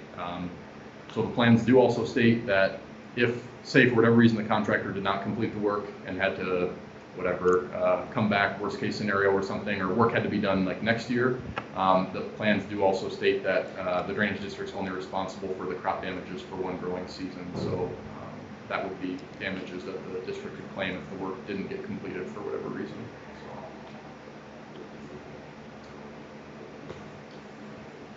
What about the cost for seeding? Yeah, To so do a cover crop. you know, I had, based on kind of the area of the work limits, I had just reached out to some folks, got some rough numbers. You know, you're probably talking somewhere between $1,000, $2,000, maybe $1,500. Yeah, I see you've got that in there, but is that a reasonable claim of damages that would take off the contract if the contract, if the Oh, I see. For fencing is responsible for weed control? For weed control. So the plans don't state like a specific method of weed control required. You know, they could do it any way they wanted. I think it would be reasonable to say that, you know, that level of weed control, I think, is probably the best outcome. It's a little above and beyond like the bare minimum. Like the bare minimum would be he has a mower out there and he mows it whatever every other week or every 3 weeks throughout the summer. So if we wanted to go that direction, I think some sort of, you know, cost split where the contractor says, okay, I recognize that this reduces my level of effort throughout the summer as well. I'm willing to whatever. Maybe if you'll pay for seed, I'll do the seeding or something like that. You know, I think that would be reasonable, but doing that would probably be, and I guess the benefit to the district of that is the site is unstabilized throughout the summer, you know, and then you're not dealing with having to check up on it and all that throughout the summer, so. I just think the district's gonna bear a cost of you coming out to see if he's Right. actually maintaining Exactly. weed control, whereas it's their responsibility. And Yeah. come out and mow every 2 weeks, I think a contractor would get the $1,500 pretty quickly, unless they got someone local just to take care of it, but. Sure, yeah. I don't know. Okay. First thought would be have him express what his plans are. Sure, okay. Otherwise, my preference would be to cover crop and that's gonna be taken off the contract price, but. What do you think of that? What do they got over there? Can they get it in? Can they get a cover crop in? Oh, you mean well, it's been pretty wet, obviously, we'll talk about that. It's getting a little late in the year. And it too, it may be at this point now, you know, we're close to mid-June, he may just say, you know what, I'll just take care of the weeds throughout the summer, because he may be back as early as 2 months from now, or, you know, 3 months from now. So I think the big thing I wanted to share with the board is that he stated to me in his email, I have to find it, that, you know, the landowners could have planted, so he shouldn't be responsible for work limits. Ultimately, the work limits were marked. We encourage landowners not to plant for construction. The plans state that he's to control weeds within the work limits, so I understand for him, he doesn't want to have to come back and control weeds all summer, but, you know, ultimately that's what's in the plan. So I will have a conversation with him to see how he plans to address that, I guess, but just wanted to bring that to the board's attention for that throughout the summer.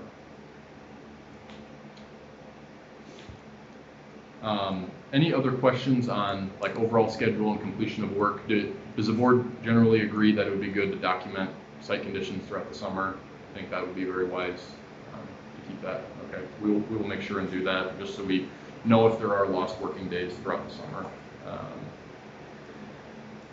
Okay, moving on to the next item, or I guess, I don't know that I have any action on that item for the board, but the next item on the board's agenda would be the soil leveling and the waterway shaping. And so that's a different section in my memo there. I will kind of talk through where we're at with that, and then we can discuss that a little more as well. So first bullet I have there, this is just to kind of put some context on it. The site has received some significant rainfall. Currently, the Iowa Mesonet Sibley weather station is on record rainfall for accumulated precipitation, so it has been a very wet couple of months. We've received a lot of rainfall. That certainly contributes to some of these things as well. Second item there, you know, our plans do state as part of the work that the waterway that the tile is constructed in and near should be reshaped and reseeded, and that the work is incidental to tile installation. So something that I've been hearing from some of the landowners that the contractor's foreman was saying on site was, the contractor keeps telling us he's not getting paid for this. Incidental means that he is to do, there's no specific bid item that says waterway shaping and grading that he gets paid for, but it's stated in the plans that that item is incidental, which means he should include the cost to do that within the tile installation bid item. So I think he was frustrated. I don't know if maybe it was ended up being more work than he thought, but we had asked him to, that obviously frustrates landowners when they hear that, so we'd asked them to stop saying that to the landowners because it's not true. It's incidental, so there's not a specific bid item for it, but it is supposed to be included within the contract cost to do the reshaping work. Next item, back in April, when after a lot of the pipe had been installed, the contractor I think had realized there's going to be a lot of extra material. So he had asked me if he could remove and haul off some of the excess clay. Again, never topsoil or anything, just clay, excess clay material. And his thought was he could top load it and haul it off. He had somebody nearby that was willing to take it, and this would make his life a lot easier for reshaping the waterway, getting it back to the way the landowners wanted it. I generally agreed with him. I thought that was a good idea. It would probably end up in the best result, but recognizing that landowners aren't likely to be happy seeing material hauled off their farms without understanding why or knowing why, I told him he needed to get approval from a given landowner before he could do that. And to my knowledge, he did reach out to some of those landowners, and none of the landowners allowed him to do that. So that part of it, I think, would have been helpful if they would have. Would have made things much easier, but ultimately it's their land, their decision. So they did not allow that. And I think that would have been, beneficial for the waterway reshaping. Moving on, again, the waterway reshaping is considered incidental in the contract. It's supposed to be completed as part of the work. What there is a separate pay item for is for the topsoil work, so stripping the topsoil, and then after the leveling is done, respreading the topsoil. In the plans, we've stated an average width for topsoil strip as 50 feet. This is typically going to be adequate for tile installation, just for digging your trench, putting your pipe in the ground and all that, and leveling spoil. This is kind of a unique project with a lot of factors that led to really that not being enough here. On the next page there, I had listed a few of them. One of them being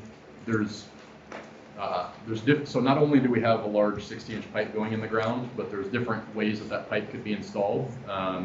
For example, we could have it installed in what's called a spoon trench, meaning that they dig, the actual trench itself is rounded to the shape of the pipe, and then the pipe just sits in that, and there's backfill on top of it.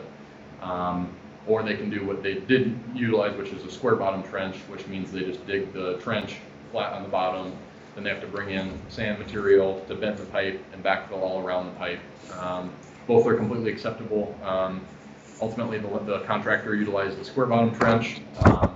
Doing so is completely fine, perfectly good for pipe installation, but it does result in him having to haul in quite a bit more imported material, basically sand, for the structural backfill for the pipe.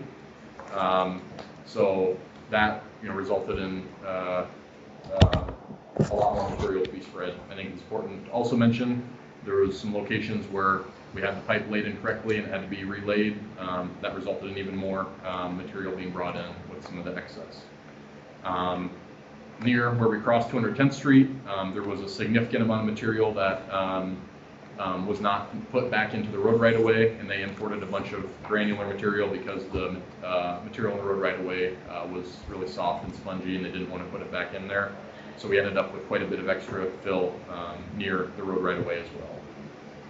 Again, landowners did not want any of the material hauled off. And then obviously, with the waterway being there, depending on where the tile is at, there's a significant portion that waterway obviously cannot receive spoils, because if it did, it wouldn't continue to function and allow the field to drain. Which essentially resulted in some places, in order to level the spoil, we recognized that the topsoil needed to be stripped wider than the 50 feet we had in the plans. So a lot of factors that kind of led to that. Obviously knowing then what I know now, probably would have had the topsoil strip called out wider in the plans originally. If that was the case, the quantity would have obviously accounted for that, and that would have been a cost anyway. So the one thing, in terms of the topsoil stripping, there's no pay application today, but once the spoil leveling is complete, I do think it is fair and reasonable to think that we would pay for that additional stripping width to spread all the spoil and then reshape the waterway. That work is not complete and acceptable yet, but when that time does come, I think I think that's reasonable to pay for that additional quantity for the topsoil area. I think that sounds reasonable, but then shouldn't, like you were saying, that have been identified when we went to bids, and Whose fault is it? do we get a break on your services for not having identified that properly and then having additional costs Exactly. afterwards? So I'm willing to have that conversation. What I will say is there was some unknowns at the time of bid that we know now that did affect that. So that is part of it. Additionally, if it was recognized then, there would be there would have been cost then. What's that? What unknowns? You should have known they were gonna put that big tile in there and there's gonna be excess. The installation method that they chose. So there's different ways they can dig the trench. We allow them. There's some different, like they can do a spoon trench, which means basically they dig a shaped bottom in the trench and the pipe just sits in the hole. Or they can dig a flat bottom trench, which means they actually have to dig under the bottom of the pipe and then bring in more imported material. And soil quality, is it? In soil quality, so impacted how much? if there's poor soil quality, there's more imported material. That was certainly an unknown. So, you know, ultimately, where this lands, like additional topsoil stripping and respreading is, I think the quantity that the contractor had indicated was going to come out to somewhere around $1,000, $1,500, maybe $2,000 for topsoil. The board feels like that's partially our responsibility. I can't make that decision myself here today, but I'm glad to bring that back and ask if we'd be willing to at least, you know, split it with you or at least write off a portion of it on our end. I'd be glad to have that conversation if the board feels that that's. Yeah. Okay. If I may, additionally on where you talk about the right-of-way portion, is there a way that the county can give authorization to remove some of the excess from the right-of-way? I understand you're saying the landowners aren't agreeable, but Yeah. that's something we would want to consider in Yeah, you know, that excess spoil has been spread now, but I think that's a conversation I'll have with Mike and Keith in the future on any other road crossings. Is that you know, they're bringing in a lot of material, and when they're bringing in that material, they could also haul off the excess, because ultimately what happened is some of that excess material just got placed, you know, on each side of the road right away. So, but yes, I appreciate that insight, and I'll definitely talk with Mike and Keith about that.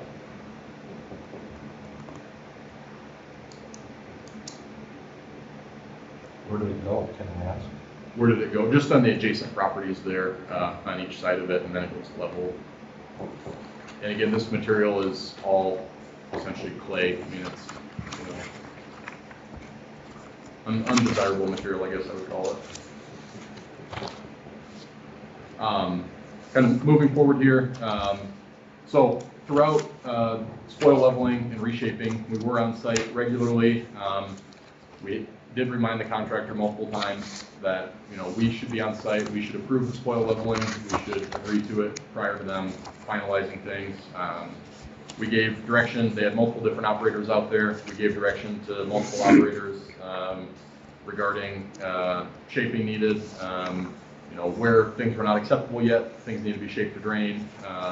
Ultimately, there's two major things that needed to be addressed. Number one, the waterway needs to still be restored back to the way it was, or at least very close to the way it was, and still be functional and crossable and drained. And then any of the additional spoil nearby the waterway needed to be shaped to drain so that there wasn't just standing water out there and things could drain off. Those are the two major things that we required at a minimum of the contractor to do, and we indicated to them.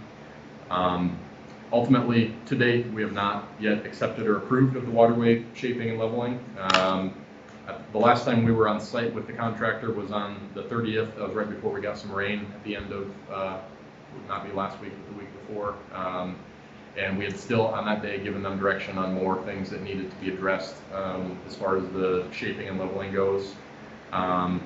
Ultimately, with the rain coming, the contractor, I guess, decided to complete the best they could at that time and then pull their equipment off site. And that's kind of where it sits today.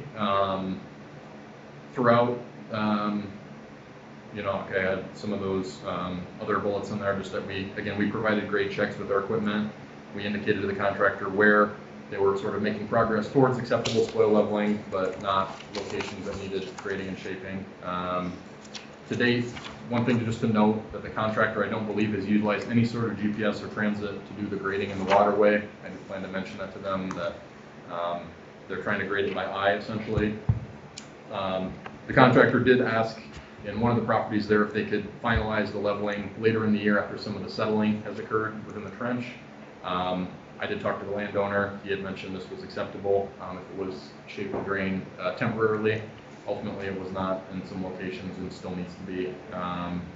So knowing all this, I also shared the YouTube video, or hopefully you saw that. We took a drone video, and Ed had gotten some pictures last week after all the rain of what the site conditions looked like. Obviously, did not look great. Part of that, obviously getting 2 inches of rain, never going to be ideal, but there's definitely some places that were not well addressed in the site. Shared that with the contractor. He kind of tentatively agreed with me over the phone that there's definitely some places that still need work out there. And he also tentatively told me that they would be willing to bring some equipment back on site to address some of the spoil leveling here in the short term before they finalize things, to essentially clean out and finish the project, if you will. So, I guess one probably misconception that I think happens with the landowners is that they see the contractor's equipment move off site and they might think that that means we told the contractor to move off site or that we said it was okay. That is not the case. To date, like I said, we have not accepted any of that work as final or complete. I know it's obviously very frustrating for the landowners to see the contractor leave and their fields not be the way they should be. One thing the contractor has stated to me is that he felt like we gave him direction on what needed to be done, but then he also had landowners coming out there regularly telling him maybe different things or slightly different things that they wanted in their field. So what one of my major goals would be is today, through our discussion here and also on site, to get a very clear sort of punch list, if you will, or direction to give him on, hey, here is a list of the things that need to be addressed in terms of spoil leveling and grading before we will approve this and accept this as complete, so that he has very clear direction on what's needed moving forward. Remind me again, like with crop damage, beings we're gonna do more spoil leveling output. Will there be more? Will the farmers request more crop damage, and will that be a one-time deal or longer? A couple guys mentioned to me that lots and lots of clay left over. Sure. Okay.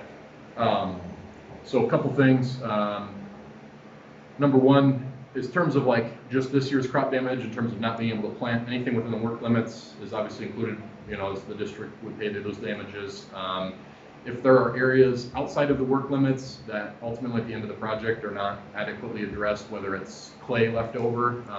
One thing I did do at the very beginning of the project, I talked to the contractor at the pre-construction meeting. Actually, I talked to the contractor about topsoil and expressed the importance to him that it's all left the way it is, or the way it should be, respread. That we cannot tell the contractors means and methods, so we cannot specifically tell them you have to do it this way. But at the beginning of the contract, we had some concerns with how he was stripping some of the topsoil in terms of his methods and keeping it separate. And so we did, indicate to him that we weren't super comfortable with some of the methods and we thought it might not end up in the best end result. And that ultimately in the end, if there's, topsoil that's whatever gets covered or land that gets lost productivity, those landowners can claim damages, and that is something that the board can claim against the contractor. So that is all something that happens at closeout and completion of the project. Two things I'd say right now, documentation is the biggest thing. So any of that type of stuff, which we've got some drone video, I'll be out there today. We'll get some pictures if there's areas that look that way. So all we can really do now is document and give the contractor direction on what needs to be done. And then ultimately at the completion of the project, if landowners have those damages, that will be, a decision that will have to be made at completion and closeout.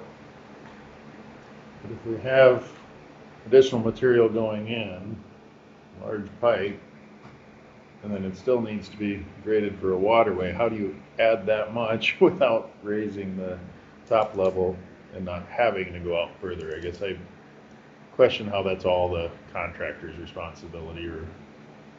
Well, I'm just asking it, I'm not saying whose responsibility it is, I'm just saying, will we have? Yes. It would like, Got okay, it, I'm got it, sorry. okay, sorry. Will we have more crop damage because we got more leftover material? Yeah, it is possible. I will say, so the work limits are typically 100 feet wide, Yeah. and the typical spoil leveling is 50, so we still have, quite a bit of room in there. I'll have to do some looking. I know our surveyor's going to be out there today too, and we can look to see if there are areas, significantly outside of the work limits that were impacted, but that is a possibility. Yep. In the grand scheme of things, this isn't that large of an area, and they really should have been able to have this done before they pulled out, and it was fit to do it before they left.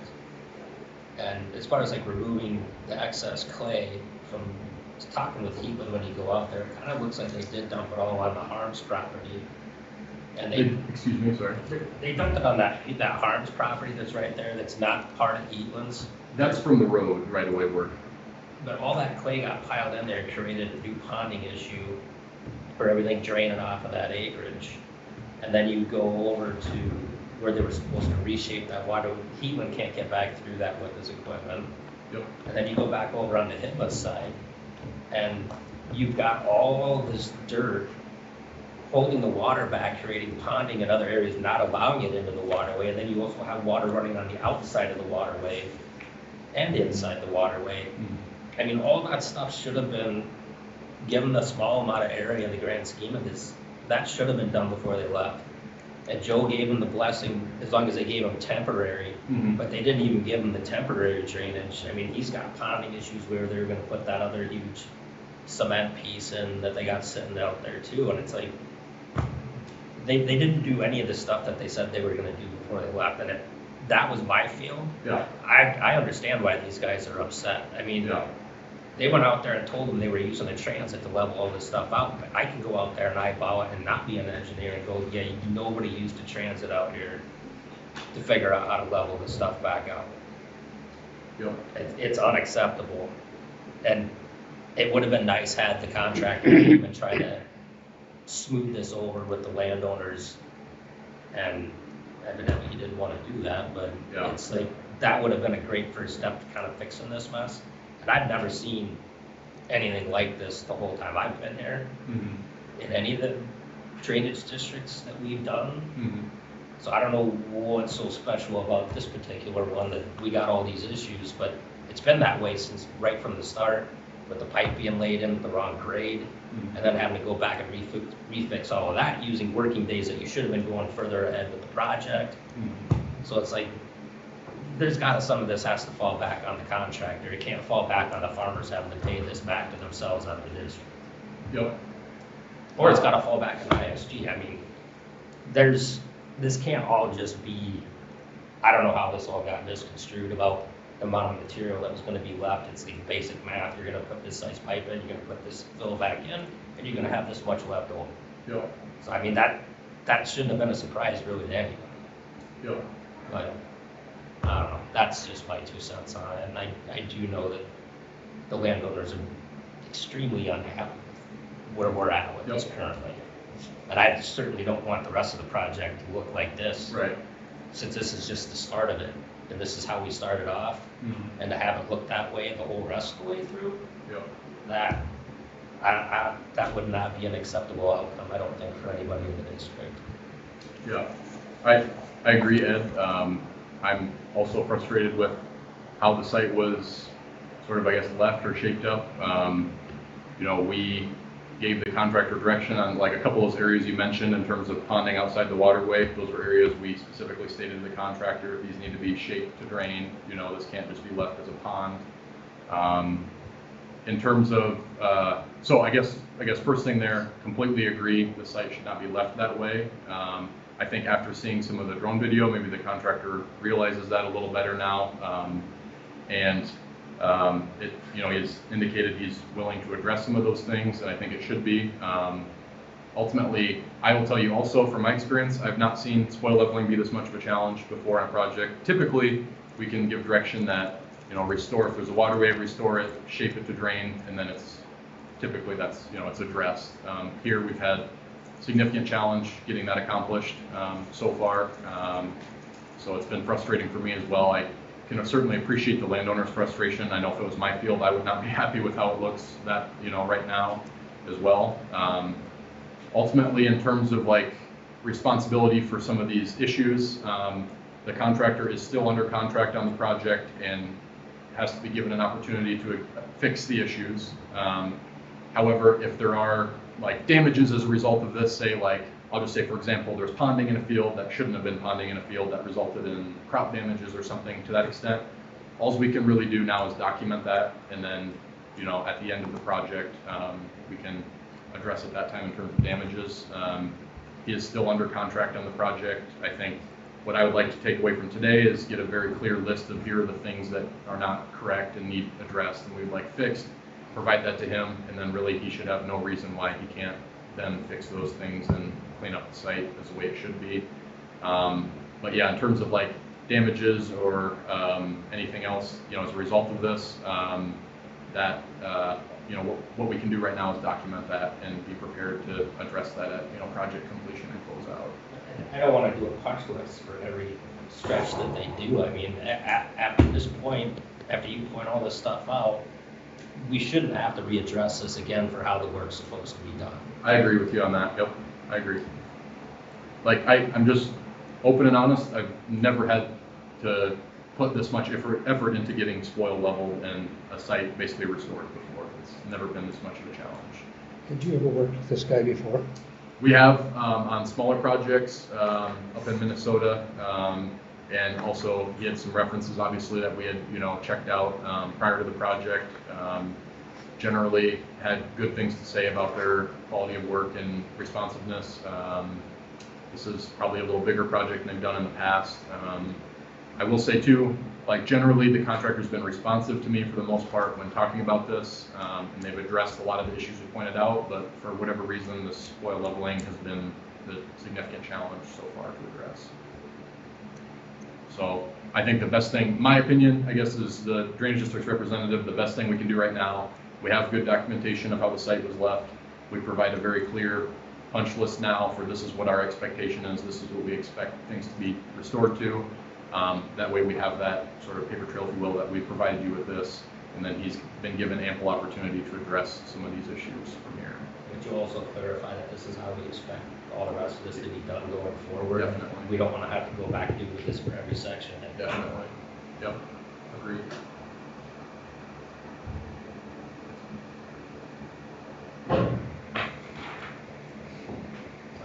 Anybody else got any other questions on that? And that brings us up to the branch 152, 178. Oh yeah, the next item on my memo there. Yeah, this was okay. I've got a couple maps or just one map, I guess, to hand out. This was also discussed at the last board meeting, if you remember.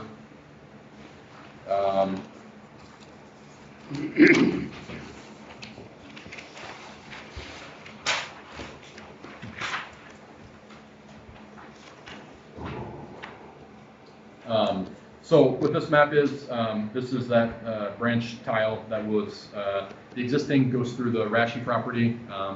This is kind of a reminder.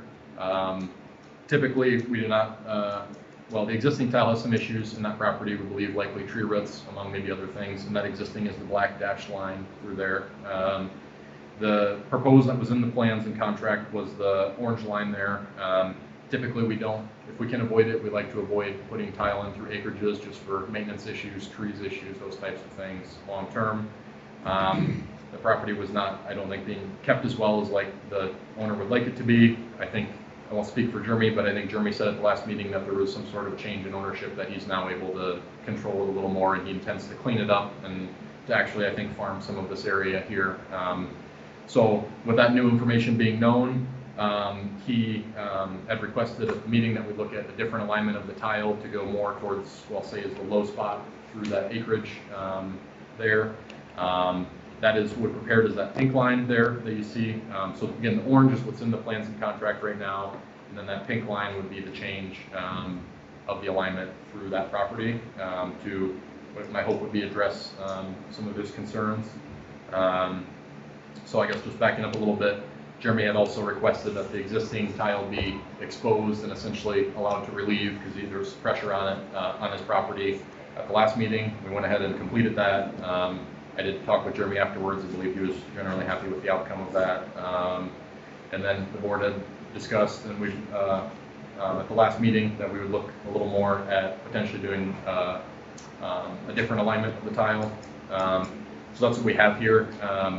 In the pink, some of the bullets below kind of summarize what the changes would be. So this pink alignment is actually slightly shorter in terms of how much tile is installed. There's some savings there. This change would obviously need to be accepted and approved by the contractor since it would be a change of the plans. As you can tell, that pink line sort of changes directions more often. It jogs around more to follow that low spot.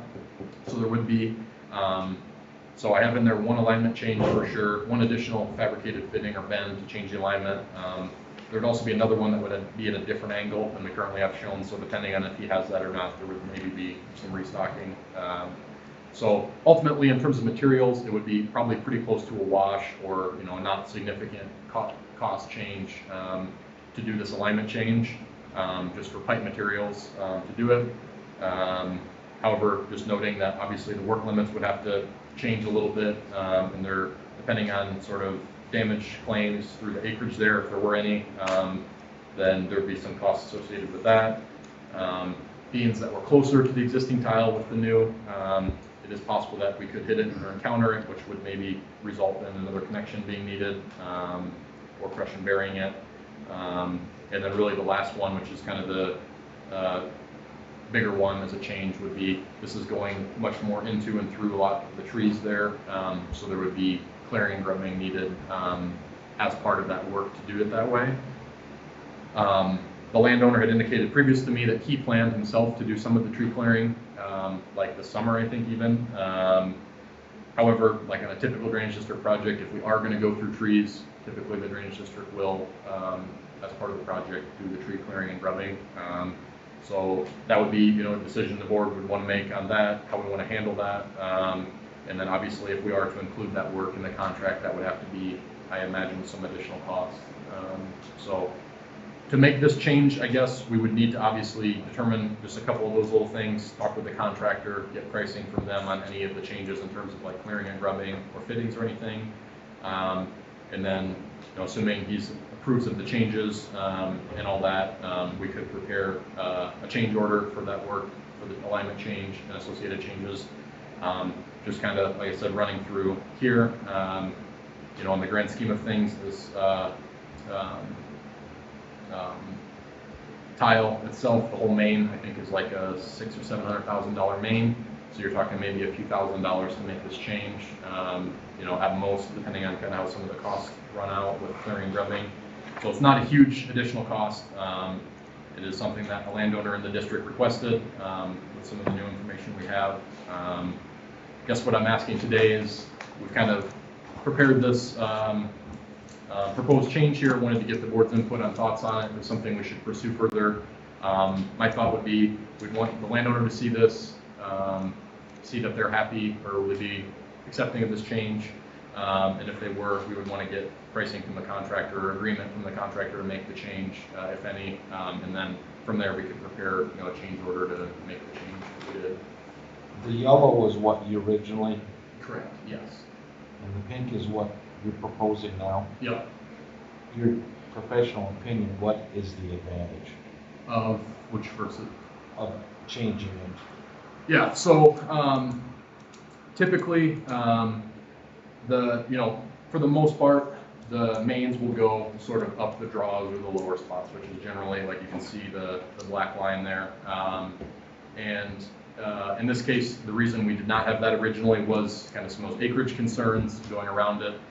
If the acreage wasn't there, the alignment as originally designed probably would be a lot closer to that pink line.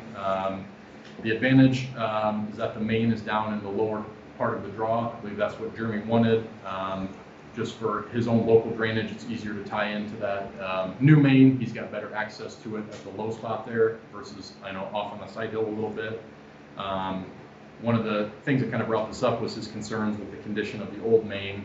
And so with the new main being down in this sort of lower draw, if you will, closer to the old main, he would have more direct access to that as opposed to the orange or yellow there. I'm not against this, but my question is, with all the issues we've had with our contractor, is trying to get all this extra tree work and worth it? I think it's worth a conversation. You bring up a really good point, Jerry. I think he ain't gonna be happy with this. I preliminarily asked him about it, and I know he said he wasn't opposed to considering the change, but his one thing was the tree clearing. What I could see him coming back and saying is, hey, there's tree clearing involved now. They're not getting them done. Yeah, so if we were to have the landowner do the clearing, then you run into a tough situation where it's like the landowner needs to get the clearing done by a certain date for the contractor to be able to do the work. I understand, but I'm trying to keep both people happy, so. Right, agreed. I think all I can do, at least right now, is, move this forward with the contractor and the landowner. My recommendation, with that concern in mind, would be that it's going to be easier just to get a price from the contractor to do clearing. I'm planning actually to go out there today with our surveyor and look at this alignment, and we can review and actually count how many trees need to be cleared, so we can, mark to the contractor and say, hey, there's 7 trees that have to get cleared and grub as part of this, and then just put it all on the contractor if he's willing to do it. Because if you have sort of the landowner doing some work that would slow down or stop the contractor, you could get into a weird situation there with completion of work. So one of the questions that did come up when I was out there with Evelyn was whether or not they hooked his tile back into that main. Is that something that you guys look at afterwards? Because there's a lot of broken chunks of his tile when they put that back through that was laid out on the ground, and he wasn't sure that they even hooked them back up into the main. Yep. So we do document, and we require the contractor to document all tile that they connect. I know through his property there were multiple tile that were connected to the new main. What we can provide is as part of if we do the televising and all that, we can provide as-built and say, on a map we can actually show here are the tile that were found during construction, here were the tile that were connected. So.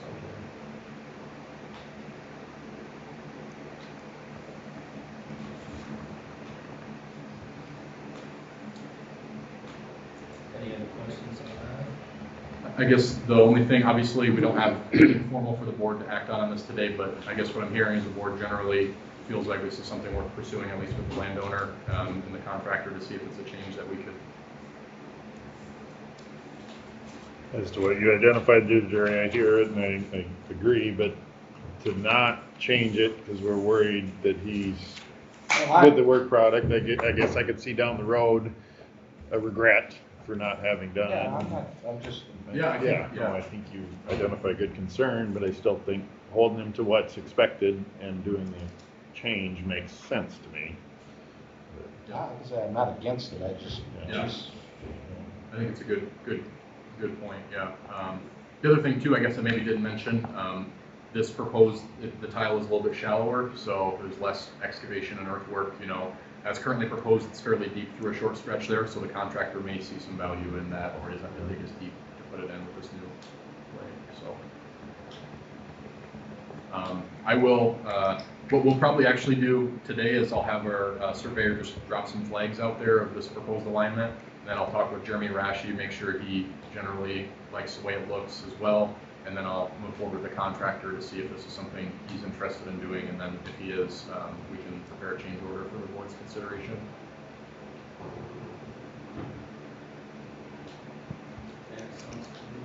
Okay. So we got the joint district reannexation and reclassification update. Yeah, just wanted to, while I was here, really quick update on this for the board. Obviously with construction going on and then wrapping up later this year, we have assessment coming after that, annex and reclass. Haven't given the board an update on this in a while, so wanted to. This is underway. One of the big efforts on this is preparing the whole watershed base map for the entire Joint Drainage District 3, which is like 14,000 acres maybe, so pretty large undertaking on that part. We have been working on that, progressing on it, getting close to finalizing that. Once that's finalized, we'll identify if there's any annexation needed. I know right now we're not seeing anything too significant, maybe some minor like little parcels here and there. But once we do, we'll obviously be filing an annexation report for any that may be needed, having a hearing, and then proceeding with the reclassification and all that. So kind of timeline for that is probably annexation either late summer into the fall, and then obviously reclassification over the winter, and then wrapping up like early next year. So all that's on track. I just wanted to give the board an update while I was here, since we hadn't talked about it in a while. Let you know we are continuing to make progress on it and getting closer. So. Any other further questions from the board? Yeah, anything else? Not on JDD3. Other than that, I am going to go out after this. If anybody else would like to look at it, I'm glad to meet with you. Our surveyor will be out there too. That's it on JDD3. I guess I'll let the board close out of JDD3, and then if it's all right, I have a really quick update on something else I'd like to just give for a second.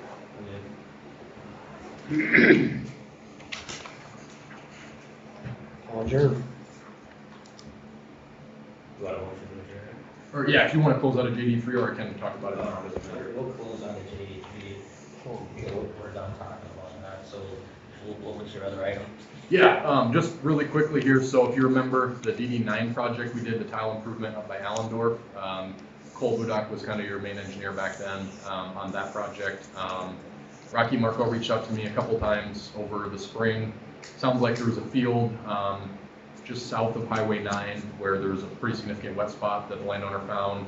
Rocky did a bunch of investigation, found an old tile that was tied into the old main that must have gotten missed and was not tied into the new main as part of the project. I believe Rocky has completed that work now and connected that over.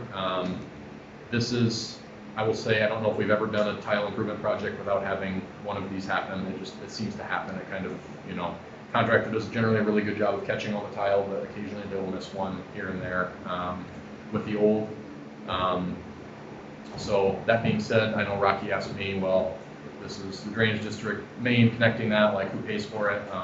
Ultimately, that's going to be the board's decision. I don't know if Rocky will be bringing that invoice to you for discussion or anything. I don't know if the board had any awareness of this before now, but just wanted to share that. What I've seen boards do in the past is, at least cover a portion of it, because if it was found during construction back then, the drainage district would have paid to connect it, as part of the project. So it would have been a cost if it was connected then. In terms of, the contractor that did that work back in 2021, his warranty would be coming up very soon. That would be kind of a gray area. You would probably need to talk with legal counsel on if you wanted to try and charge the contractor for any of that. Again, it's something that happens. Obviously, it wasn't identified until now because we've been dry since then. But just wanted to bring that to the board's attention. I don't know if Rocky and the landowner have plans to come talk to the board about it or anything, but he had reached out to me, so, sorry. I went out and looked at it earlier, probably a month ago. Yeah. Something like that. And we told them at that time, just have Harold go ahead and fix it. Okay. And if it was Harold's problem, he'd pay for it. If it was drainage district, to bring the bill in. Okay. That's what Keith and Mike. Oh, I see. So Keith and Mike are aware of it. Gotcha. Yeah. Yeah. Can you elaborate on why it would be a gray area as to the warranty? Because it isn't like defective work, I guess. It was work that wasn't completed, if you will. I guess I'm not prepared to take a strong stance for sure on the warranty without knowing more information. Sorry, I should probably word that differently, but But just wanted to share that since Rocky had reached out to me on it a couple times, and I do have some photos and some documentation if any of that's needed. I'm glad to share that with the board if you need it. So. Pretty big puddle up there. Yeah, a lot of water. Yep. I'm surprised it didn't show itself until now, to be honest.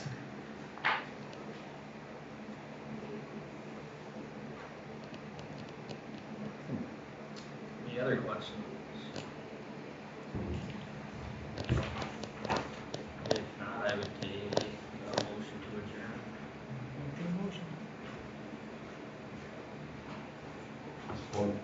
All those in favor? Aye. All those opposed, same sign. Motion carries. I'll see you out there in a little bit. Okay, you're coming out? Yep, sounds good. Gotta sign some stuff here. And Okay, yeah, I'm gonna